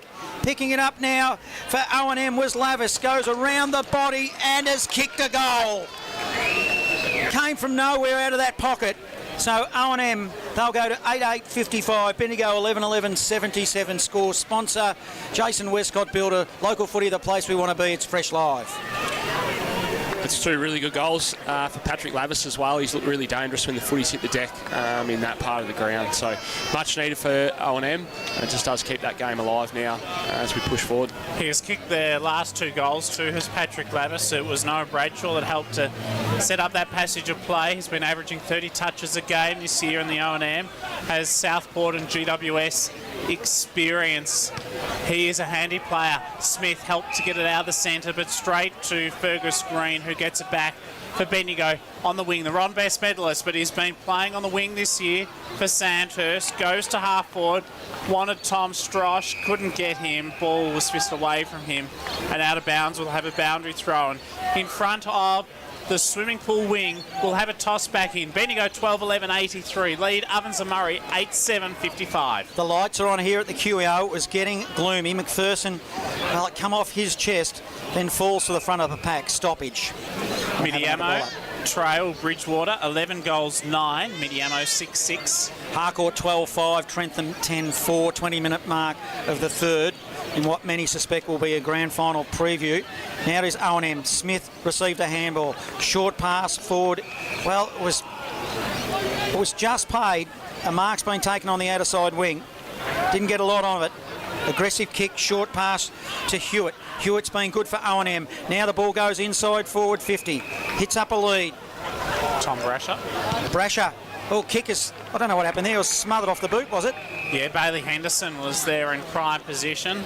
Handy player, was part of the Strathfield Sea Storm Premiership in 2019. Now at Castlemaine at Camp Reserve. Smith and McPherson. McPherson, Kangaroo Flat Origin. He's been serviceable today. Smith is too strong with the body. Taps it straight down to teammate's throat in Mapleston. He'll go shallow inside forward 50 and a mark's been taken at the top of the square. And it's the man who's threatened to bust it open, well, one of them anyway, Bradkey, directly in front. And if there's any chance, he's going to have to slot this. Big moment for him, and he has to kick the goal. Yeah, and he's kicked really well. It's, again, O&M, when they do get some speed on the footy and break the game open with those little handballs, they do look really threatening. It's just when they aren't able to do that and they sort of force the footy over by a foot. So if you can kick this one and they can continue that momentum, we might have a game on our hands. Plenty of time left. We've just ticked over 6.5 minutes in the final term. Bradkey for O&M. He does what he has to do and keeps them in the game. 9-7-61 to 12-11-83. Score sponsor Parsons Towing. Local footy, the place we want to be. It's Fresh Live. Yeah, and he has looked dangerous every time the ball has sort of gone in that area when they can get it in there with any sort of intent. So, yeah, he'll be certainly one that over these next 15 to 20 minutes he'll be looking to get the ball in there as much as possible. That's his third goal for the afternoon. Caelan Bradkey from Corora Rutherglen. He's the leading goal scorer for Ovens and Murray today with 3 majors. For Bendigo, it's Michael Hartley who's kicked 3 goals for the blue and gold. Back in the centre, Riley Smith to renew acquaintances with Angus McPherson. Smith, tap out, effective. Chance for Gaynor, snaps out of the centre. A high bounce over a whole stack of heads to half forward. Brody Haddo across half back, attempts to get the loose ball. Vescovi there also, neither can get hands to it. Whistle though picked out, free kick for a push in the back, and Vescovi nevertheless was rewarded for his efforts. So he's got it at half back for the Gisborne Bulldogs, usually in that vicinity. Today he's one of 3 Bulldogs out on the park, along with Dylan Johnston and James Gray. They go across the ground, right, up to Bailey Henderson, but instead it was intercepted by Tom Brasher of O&M. He plays on quickly. He'll took it to the top of the square. They'll set themselves. Bendigo wisely kill it for a minor score, taking it to 83, playing 62, 8 minutes gone. Final term, local footy, the place we want to be. Fresh Live. Hope you're enjoying the broadcast. Travis Matheson, what's the key for O&M late in this game? I just think they've got to continue to put speed on the footy. So they're still going to have to kick another, 4, potentially 5 goals to do so. But they are sort of still hanging around and looking threatening at this point in time. Kick-in was searching for Bailey Henderson. Ball eluded him and went out of bounds. We'll have a Boundary thrown right in front of the Bendigo dugout with an experienced team around them. Simon Rosa headlining that as the coach. Also Kane Robbins, one of them, as the runner, along with Adam Baird. Kick inside 50 came from Jake Gaynor. Spearing pass to centre half forward. And it's with Caelan Bradkey, who, if there's a match winner, Travis, this could be the man. He's kicked 3 goals and he's looking for his 4th. Yeah, and just a couple others that are sort of really getting going this last 5 to 10 minutes is Riley Smith in the ruck there. Just think he, maybe sort of getting his hands on it a fair bit, and he's got good connection with Josh Gaynor there, who got that clearance as well. So between the 3 of them, they're sort of clawing their way back in it. Believe it or not, it'll be back to within 15 points if he nails this. Caelan Bradkey. He's kicked 15 goals in his 6 games this year for Rutherglen under Darren Creswell, the former Sydney Swan. Huge moment. He's taught well. Caelan Bradkey looking for his 4th. From beyond the painter, 50. Long offline behind. 9-9-63. 20 points in arrears of Bendigo. 12-11, 83. 10 minutes gone last term. Trav, you know about making comebacks on this ground. They probably needed to nail that if they give themselves a chance. Yeah, absolutely. And, 9-9, so they've had plenty of looks at it. A lot of their kicks or shots on goal are sort of from that 50-metre line. They've just got to try and get some deeper entries and some better shots on goal. From the restart from fullback, ends up with James Gray. He's on his defensive arc. You'll send it. Bensett came for a reverse horseshoe. Finds Fallon. Fallon just weighing up his option. He'll go beyond 50. Fergus Green is the target. Leapt high, hands off footy. Couldn't drag it in. Now comes to ground level. One-handed pickup. Just goes a wire for O&M. They're still on the defensive zone. They need to be careful. Bendigo will win it. Nice little give by White. Comes out to beyond 50. Shishka by hand. Haddo gives it to a teammate. Then he comes up to the wing. One-handed drag in by Morrison. Morrison of OMN tries to play on. Now he looks inboard to go aggressive. Short pass to half-back. He hits up McPherson. McPherson will cross it from one left half-back to the right half-back. Ball spills. Ground level. All going to be tied up here. Umpires letting it go. Hands and knees Bradshaw. Eventually whistle comes, but it's going to be a free kick. He's the son of Daniel Bradshaw, who played in the 2001 and 2003 premierships for the Lions under Lee Matthews. Kick to half forward goes out of bounds. 3/4 time score, Morong. 14 goals, 5. 89 over Newbridge, 8-10. 58. We'll have a boundary throw in. Attacking side of centre wing for Ovens and Murray. Swimming pool side of the Queen Elizabeth Oval. Spinning back into play. McPherson knocks it down to no one's particular advantage. Had support though. Fergus Green. A couple of hand passes. Now it comes to Harrison Sheen. He left the footy behind. Had support. Great work through the centre from Josh Nitsky. High kick, long and deep. Mark has been taken 25 metres out from goal. In fact, closer, but it's about 15 out. James Shiska with the footy. And if he kicks this, this is a huge moment to increase the lead to 26 points. He can't miss, surely. Oh, I would hope not. No. You know what's going to happen now, don't you? Well, commentators curse. We wait and see.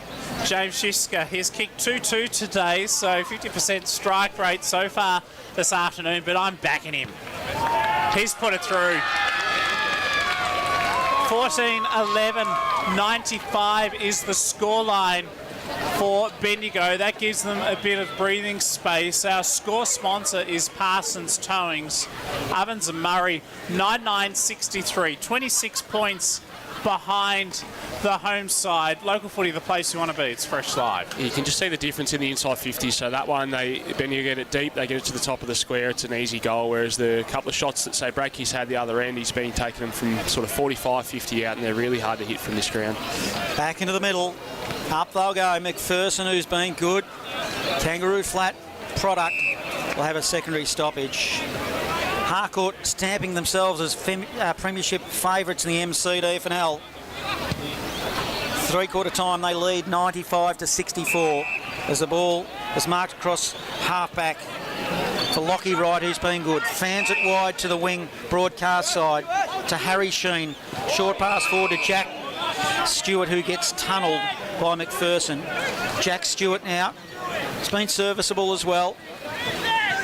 He's won some hard ball as he did on that occasion. Stewart now, shallow inside, forward 50. Hartley is the target. He got caught behind, but the man in front, James Gray, didn't, and will get 50. Oh no, I thought umpire Carter, he did blow his whistle, and I thought he was going to drag him, but he didn't. Gray now, he played on, and he had Hartley leading into the hot spot. He honoured the lead, but umpire Carter said, you can't do it, you've got to bring it back. I didn't call time on. So he'll straighten James Gray up. It'll be a monster kick from there. Let's see what he can do with it. The man on the mark stands at 49. He opts to go to Shishka, a hard lead into the pocket, and he honours the lead, and good strong contested mark, Travis Matheson. Yeah, he's Shishka when he's at his best. That's his bread and butter. So I've certainly been on the wrong end of that one a few times, and he gets himself a shot from deep in the pocket. What will be a tough shot. He could touch the fence, almost pay admission to get back in. James Shishka. That'll be a glorious kick from there. I'll get a good look at it. The crowd are behind him. Let's see what James Shishka does. He's going the drop punt and he kicks it out of bounds on the full. You're building up to something and you get nothing. Disappointing, Johnny. We'll go to Stephen Navord on the boundary shortly to get a reaction of the crowd, what the crowd's like at the moment. Max Byrne, the GWS listed player, averages 20 to 30 touches a game. To Noah Bradshaw at full-back kick, horrendous. Well, if there was a definition of audacity, that was it, because he turned it over straight to James Gray of Gisborne, and he's got it 30 metres out from goal directly in front. Why did he take such a dangerous attempt? I just feel like that's sort of been summed up their day a little bit. They've coughed around with the ball a lot in that part of the ground, and Bendigo set up really well, so you'll get a good shot on goal from here. Gray directly in front, increases the lead to 26 points. 14-11-95, plays 9-9-63. Local footy, the place we want to be. It's Fresh Live. Our score sponsor, Bendigo City Framers, and down on the boundary for an insight on how the crowd is responding, Stephen Navort. Yeah, the crowd's been quite nervous probably the last 10 minutes with the way O&M have been playing and trying to mount their comeback, but I think that goal has just taken all the pressure out of this game and the crowd looks quite happy about it. The Bendigo diehards can rest easy, I feel. It's a long way back. Bendigo have, correct me if I'm wrong, Jacko, they've led all game. They have. They'd have to do something extremely wrong to lose this. Looks like they'll win it out of the middle here. They do. A long ball forward. Inside forward 50. The kick came from McPherson. But turnover. McCarthy did well to a teammate. Oh, another turnover. Dylan Johnson fell over at the wrong time. Now it's a flurry of activity. 50 metres out from goal. Receiving a handball there was Flowenfelder. Goes long to half forward. He was looking for the Rooster. Couldn't find him. Smith is in the area. Now we're on the wing. Still contesting O&M hard. On the end of another handball was Flowenfelder again. And a whistle on play. Yes, it's going to be a free kick, and it's going to have to come back for Ovens and Murray to Josh Maraka from Myrtleford. So he goes by hand to Noah Bradshaw. Kick inside 50, not flash. Straight to Ben Thompson, the vice-captain. The old-fashioned torpedo. Don't you enjoy seeing that? Kick, though, ineffective. Max Byrne from Albury gets it back for O&M. Finds Riley Smith from Myrtleford, a Morris Medal contender. He's been terrific this year for the Saints. He's played 6 games, been in their the best 6 each time. Kick inside 50 from Smith. Hung a long time in the air. And Kalen Bradke, he's been good today. Travis Matheson, he's lining up for his 4th goal. Yeah, I think he's probably been the most dangerous forward on the ground at both ends. You even see that one there. He's surrounded by 3 or 4 Bendigo players. He's been able to pull down a contested mark. Kalen Bradke, 3-1 today. He's played all 6 games for Cora Rutherglen this year. Cora Rutherglen with the 2 players out on the park this afternoon, he and Patrick Lavis. They've both played well for O&M, but they haven't had the best day as a team. Bradke for his 4th. They trail by 32. Off the right boot to make it 26. He's nailed it. 10-9-69. Bendigo 14-11-95. Our score sponsor is Don Smallgoods. Is Don is good. Local footy, the place we want to be. It's Fresh Live, and this is the Eagle Hawk co-coach, Travis Matheson. He's been very impressive, obviously, both in the air but also with his finish. So, certainly been a shining light up in the forward 50 for the O&M. Back in the middle. Is there a flicker of hope? 26-point margin. We're approaching the 19-minute mark. The restart in the middle. Up they'll go. Maxted doing the ruck work there for Bendigo. The ball spills to right half forward. O&M in attack. Stoppage, it'll be a ball up. 95 playing 69. Really gloomy conditions here. Up they'll go in the ruck again. Maxted doing the ruck work for Bendigo on that occasion as well. Another stoppage, 70 from home. O&M in attack. It is across right half forward. They trail by 26 points. 19 minutes gone, last term. Hope you're enjoying the broadcast this afternoon from the home of country footy, the Queen Elizabeth Oval. About a dozen players get hands to the footy, but neither can get clean possession. Jack Glanville with a good tackle, and so we'll have a ball up 55 metres out from Ovens and Murray goal. Across half back. Bendigo managed to get the take out. It's a good clearance, comes from Johnston. It's getting dark here. Now Lockie Hood sweeps the hand pass forward. Tyson McKenzie has 3 against him, beats them all, almost got it to Haddo. Intercepted though by Charlie Morrison. Gets the footy back, run down from behind. James Gray take a bow.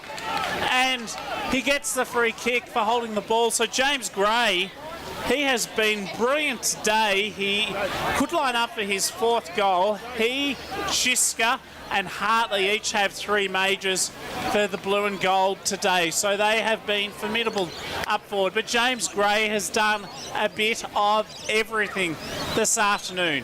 Across the field, he has stood up tall, the young man, of short stature, but he's missed to the left-hand side this time, and a behind. 14-12-96 Bendigo. Ovens and Murray 10-9-69. Local footy, the place we want to be. It's Fresh Life. What have you made of James Gray's afternoon? He's been superb. He's obviously a talent, and the guys down at Gisborne obviously be really proud of some of the young talent they've got coming up through the ranks. Have done very well. So the restart, the kick in from fullback, goes to the centre for O&M. Good hands, McPherson. Did well. Bendigo just try to win it through Gray again. Also Hartley, who's come into the middle. O&M with the numbers. Handball received there by Franfelder. He did well, and a mark's been taken on left half forward. It's O&M. Glanville thought he's been okay as well. Left foot inside forward 50, and it's just shallow inside forward 50. A mark taken by Christie, and he'll have a shot 45-degree angle. 2-time premiership player with the Wangaratta Rovers. He is a handy player, comes from Beechworth originally, lives in Geelong and works as a project engineer, does the O&M skipper. Let's see what he does with the footy. Slow approach. He's probably beyond his distance. He tests it, it goes to the line, but it's shallow, and it's a minor score. 70 playing 96. Well, he's kicked just the one behind today. Kicking to be brought in for Lockie Wright for Bendigo. He plays with Sandhurst in the Bendigo Football League. He's been out there today with Fergus Green and Lockie Hood, Caleb Connick and Kobe Maxted from his football club. They go to the back pocket. Hartley now to Vescovi, still inside the defensive zone. Bendigo hug the boundary line with the kick, and it's with Lockie Hood, who's got it across half back for the blue and gold. It's going to be a happy night tonight for the Bendigo 22. Kick up to centre wing, finds Kobe Maxted, has support. Bendigo from half back to half forward. Dylan Johnston gets the footy. He could go the whole way if he wants. Sidesteps around his opponent, has a bounce, runs to 40, shot at goal. He's missed to the left-hand side. 14-13-97. Bendigo close to the century now. Ovens and Murray 10-10-70. 23 minutes gone. Last term. And here's John Hunter on Local Footy, the place you want to be. It's Fresh Live. Well, it's all but over here at the QEO. Aggressive kick. Finds McPherson, O&M. Crosses from one side of the ground to the other to find Mapleson. Mapleson short pass forward. Hits up Brasher. Brasher off left half back. He's got a player running and honours it through Mapleson. Through the middle, O&M go. I'll kick it to half forward. They've got a player on. Long kick now. It came from Scammell. Scammell and an up and under kick into the pocket. Ball spills to the back of the pack and goes out of bound 30 metres around from goal. And we'll have a ball up. Good crowd here this afternoon. It's been good to see. And what an afternoon of football for Bendigo, coached by Simon Rosa, the former Golden Square Bendigo Bomber and Peel Thunder star. He'll be delighted this afternoon. From the boundary throw-in, lots around it. In fact, almost all players inside attacking 50 for Ovens and Murray, and no one in Bendigo's front half of the ground. Ovens and Murray to the Barnard Street end. Late in this final term, Bendigo's tackling is immense, and not surprisingly, another ball up as a result. So we're just going through the motions just at the moment. Connick, a hurried kick from the back pocket for Bendigo, but it's intercepted, and the O&M will get another shot at goal. McCorner, 11-10-76, have defeated Callable, 8-9-57. 27-point margin here. Bendigo have been impressive all afternoon. They raced down to the blocks, and they haven't been able to be mowed down by a competitive O&M in the end. It's just not going to be enough. It's a long, high ball, and it's wide. A minor score, just to tighten it up to 26 points, and we're well into time on in this final term. Live, local footy, the place we want to be. It's fresh live. Max Byrne with that missed opportunity. Lockie Wright brings it back in. For Bendigo, goes very short to Michael Hartley. Played 49 AFL games in his career across two clubs, Essendon and Hawthorn. With that foot pass, finds Caleb Connick for Sandhurst. That kick didn't come off the boot nicely, but fortuitously was about a centimetre shy of the boundary line, and Fergus Green got a hand to it, so it went out of bounds, and they were lucky because he also got a free kick. It was against Will Christie, the O&M skipper. So Haddo now receives the kick from Fergus Green. Two fine leaders there. Back conceding territory to Jaden Burke of the Golden Square Football Club. To the back pocket, Jack Fallon hugs the boundary line for his kick, and did well because he managed to spot up Tom Strosh, who's got it across the back line, short with that foot pass to Brodie Haddo. He's been best in all 6 games for South Bendigo this year, who are on top of the ladder in the Bendigo League. Haddo clears to half-back, swimming pool side, out of bounds, and we'll need another boundary throwing. Local footy, the place we want to be. 26 minutes gone last term, and that is the lead that Bendigo has to 26. Well, an impressive Bendigo outfit this afternoon, and I must say I'm pleasantly surprised. I'm almost embarrassed to say that I almost thought they might have got beaten by a 10-goal margin, but that's nowhere near the case. Did you change your tip in the end? Oh, well, about 5 minutes in, I reckon, Trav. But seriously, the connect that they've had amongst their team, they look like they're an experienced team that have played together for a long, long time. Let's see what they can do with the footy there. O&M, though, they've got it inside forward 50 again. But it's junk time, let's be honest. It's been over for a long time. 97 playing 71. Ball up in the pocket, picked up by O&M by Gaynor, who goes goalward and gets a late goal. Good roving goal. Takes it to 12-11-83 to 14-13-97. Score sponsor Bendigo City Framers. Local footy, the place we want to be. It's fresh live. If you take the first quarter out of it, Travis, O&M have actually outscored Bendigo in the second, third and fourth quarters. Yeah, and I think they have shown that when it clicks for them, they have played some really good footy. And you would expect that of a side coming from that league over here to play in an interleague game. But I think, again, it just goes back, full credit back to Bendigo and how they've been able to set up and play defensively. O&M just haven't been able to get a run on and sort of play that fluent footy that they would have liked to. It was a great goal by Jake Gaynor. Plays for Albury in their 150th year this year from the centre. Josh Maraka gets the take out. Doesn't advance the footy far though because it's been intercepted by Jack Fallon from South Bendigo. He kicks for the blue and gold to half forward, turnover. They get it back here through McPherson to the Ovens and Murray football side. To Riley Smith, the Myrtleford Saint on centre wing. Sweeps the hand pass forward. Had support from Archer Scammell. It's across half forward, 2 kicks out from goal. Kick will come from Byrne, deep inside 50, but intercepted by Michael Hartley, who's got back on the defensive line to lend a hand. He goes to Harrison Sheen. I really like him in his interleague debut. He's been good today. Chips over the top to Bailey Henderson at half-back, and he just hits the pause button. 28 minutes gone last term, but I am fascinated, Johnny. 7 goals to 1 in the first term Bendigo kicked, but since then there has been 10 goals to 7 in favour of Ovens and Murray since quarter time. Yeah, it just matters who's in front at the 29-minute mark. We mustn't be long to go in this final term. Bendigo have been impressive all afternoon. We've got a stoppage in the shadows of the old South Bendigo social rooms. I get emotional every time it goes over there. They should never have ripped it down. Up they go in the ruck. Jaden Burke, who's done pretty well, or in fact it was McPherson who has done pretty well. Both of those players have. We'll have another ball up. Cross half forward. Broadcast side. Umpire will throw it in. 20-point margin. We're approaching the 30-minute mark. The ball comes as the siren sounds. And Bendigo, they have won this game convincingly, 14-13-97 to 11-11-77, albeit it's a 20-point margin. They never ever look like losing. They didn't. What's your final assessment, Travis Matheson?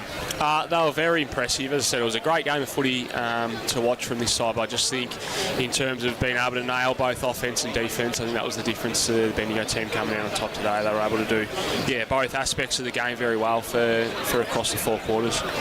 Who were the better players for Bendigo in your eyes this afternoon? I think it's hard to go past James Gray. I think what he finished with 3 or 4 goals for the game, playing as a midfielder for a fair chunk of it as well. His partner in crime and Gisborne teammate Dylan Johnson, I thought was very impressive. I thought particularly early in the game when the whips were cracking, I thought his start to the game was very impressive. I thought Michael Hartley early on, again, got the game sort of going, and I thought probably a really honourable one was Angus McPherson. You look at the size that he was giving up against the big fellas that the O&M had, and they had, multiple players able to go through the ruck there. I thought for him to fight it out for the majority of the day was a great effort. Case in point, I suppose, for any senior football coach. First quarter, Bendigo kicked 7 goals to 1. That's what won them the game, because the last 3 quarters, statistically and goal speaking, were actually won by the Ovens and Murray Football League. 3 goals to 2 in the second term in favour of O&M. Likewise in the third quarter. And then in the last term, the Ovens and Murray side kicked 4 goals to Bendigo's 3. Yeah, and I suppose even with that, you kind of still had the feel, watching it live, that Bendigo was still sort of controlling the game. O&M certainly showed some glimpses of, what they were capable of. But just watching it live, you just felt that Bendigo controlled it for most of the game. Goal kickers today, Johnny? Yeah, well, for Bendigo, they had 3 players that kicked 3 goals. James Gray, already mentioned, Trav. One impressive young player. He played interleague in the under-18s last year. He's been really good for Gisborne in the seniors this year, so he's all class. James Shishka, target down forward. A name you also mentioned in Michael Hartley, who probably set them up in that first term, and he's just really comfortable up back as well, so he kicked 3 as well.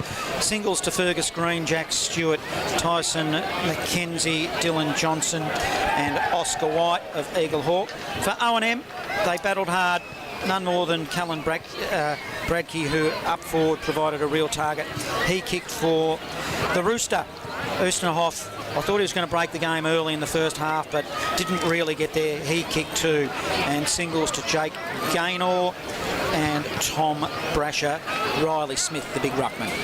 We'll head to Stephen Navort shortly down on the boundary for his reflections on what he sees and his thoughts post-game. Better players for Ovens and Murray today for me. Well, I thought Patrick Lavis was good with his 2 goals. Caelan Bradkey, the standout, with 4 goals up forward. Tim Oosterhoek was good too. Riley Smith in the ruck was good at times. Tom Brasher was terrific. He kicked a goal and had lots of hard ball gets, and down back Charlie Morrison was solid also. We'll head to the boundary now, and Stephen Mavort, what are you making of what you see, the crowd, the reaction from players and supporters and coaching staff of the Blue and Gold? Yeah, well, the players of the Blue and Gold for Bendigo are absolutely up and about. The way they've played today and presented themselves, you'd think that they're just an any old football team that plays week in, week out. O&M don't really have that same sort of connection that they've had. Ray Pinner there alongside you too. We thank him for his work this afternoon, helping to get our broadcast to air, along with Glenn Gordon back in the studio. Joel Peterson is our MC for this afternoon. He will give us proceedings shortly with the post-game presentations, but a historic day really for Bendigo. It's the first time they've taken on the Ovens and Murray League since 1997. A highly successful day, Travis, for our league. Yeah, and I think what it does do as well, without sort of getting too far ahead, but a 2-year agreement between the leagues, so Bendigo will take the return trip over there next year, and obviously it probably sets us up. I'd imagine a lot of the boys that played in the game today, they'll be keen to put their hand up again next year, and I'd imagine the Ovens and Murray boys as a comp, they'll be keen to make sure that they bounce back next year. So I think the win today in these games, it can be hard to get blokes to want to travel and give up a weekend, but I think the win for Bendigo today will certainly make a game of it next year again. And there's a bright future for the Bendigo Football League too. Even today in the under-18s, 12 of its players have already made their senior football debuts. Skipper South Bendigo captain Anthony Gray was among them today. He's kicked 22 goals in 6 games and is the leading competition goal kicker in the under-18s. So Jason Stevens, who's a former senior coach at Kangaroo Flat, he was the coach of the under-18s Interleague side today. Travis, his 5th year as Interleague coach, and that's something which is really exciting for the league too. Even today, James Gray, one of the best players for Bendigo, he kicked 3 goals, and last year was the captain of the under-19 Interleague side. It's really impressive too when you mention that, you know, such a large number of those boys have played senior footy already. In particular, given that across the last 12 months, I would have said that the senior competition has picked up quite a bit as well. So for us to have a number of kids that are already playing senior footy at that level, I think is really impressive for the league. I've got no doubt, Trav, that the standard of football in the Bendigo Footy League it's better than it has been in previous years. And you just have to look, I know it's about the players who played today, but there's players that are playing in our competition that could walk into this side if they had to. And just comes to mind like Benaki from Gisborne. You've got Dylan Lamp playing at Castlemaine. Eagle Hawk have got, I know you've had injuries all year, but Jack O'Shannessy and all those type of players. So, and even Antonowicz, who I know is out for the year for South Bendigo, Brock Harvey as well. So you start to think about any side in the competition, and we've still got a really high class of player. They're not even showing their wares out here at Interleague level. Yeah, and I think I read some comments from Simon during the week too. Like, he still had plenty of hard conversations with guys who were in that squad or had put their hand up to play that he wasn't able to get through today. So we'll head down to Joel Peterson, MC. Football Interleague clash for 2026 here at the Queen Elizabeth Oval between the Bendigo Football Netball League and the Ovens and Murray Football Netball League. A big thank you for sticking it out in an overcast Bendigo day. It's been a great crowd here. Terrific to see so much support for our netballers and footballers throughout the course of the day. Thanks very much to the umpires as well from the Bendigo Umpires Association, and of course the Border Umpires Group too, for making sure these games were officiated terrifically throughout the course of the day. Valued sponsors for the Bendigo Football Netball League, Work for Success, play a massive role in ensuring that we can get interleague football and netball happening. So to Richard and his team at Work for Success, a very sincere thank you again. Keys at Bendigo, Guzman y Gomez, Evolution Pools and Spas, La Trobe University, Simon Rosa Landscaping, and Bendigo Mazda as well. Very valued partners. We will award a couple of Best on Ground medals very soon. The Derek Philo and Norm Minns medals for the respective teams as adjudged by their camps. So we'll get to those shortly. We've got a couple of trophies to award as well, but we'll hear from both coaches first. And we'll start with the coach of the O&M, Jake Sharp.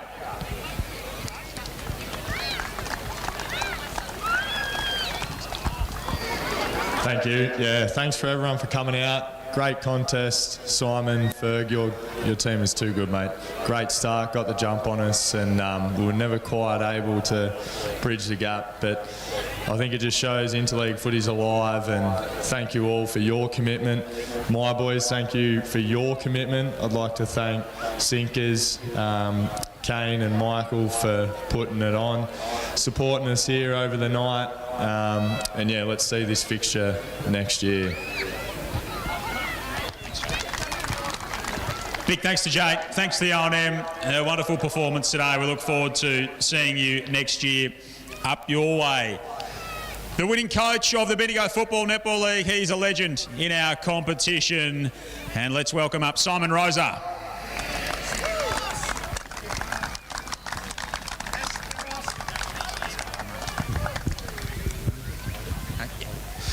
Yeah, I'd like to thank the O&M boys, Jake, a great coach. We're in envy of you boys, actually. We watch you every year going up against GV and a lot of other big leagues, and it's been 29 years since we've been able to have this opportunity. I'd like to thank the two boards that made this happen, this 2-year deal.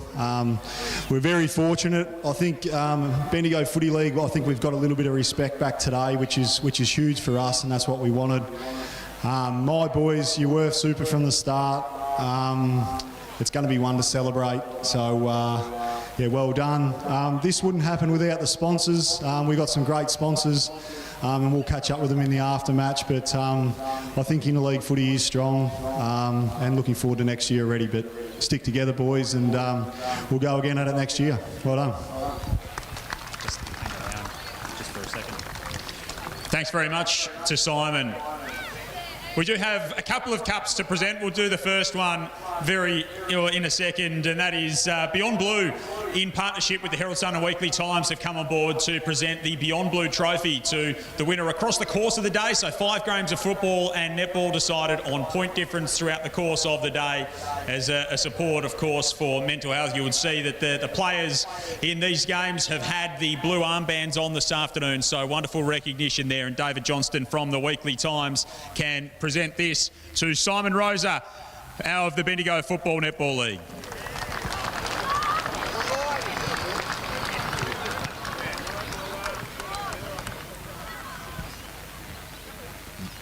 Oh, sorry.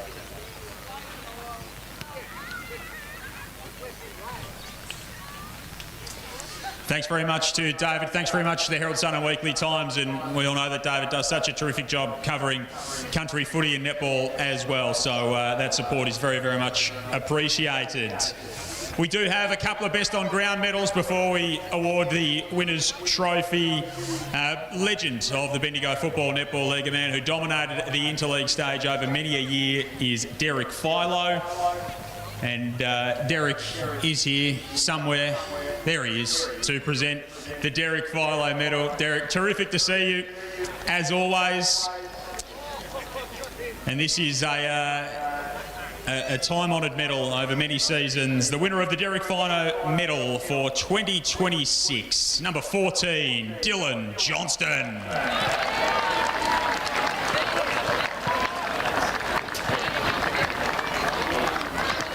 So Dylan Johnston being presented with the medal now.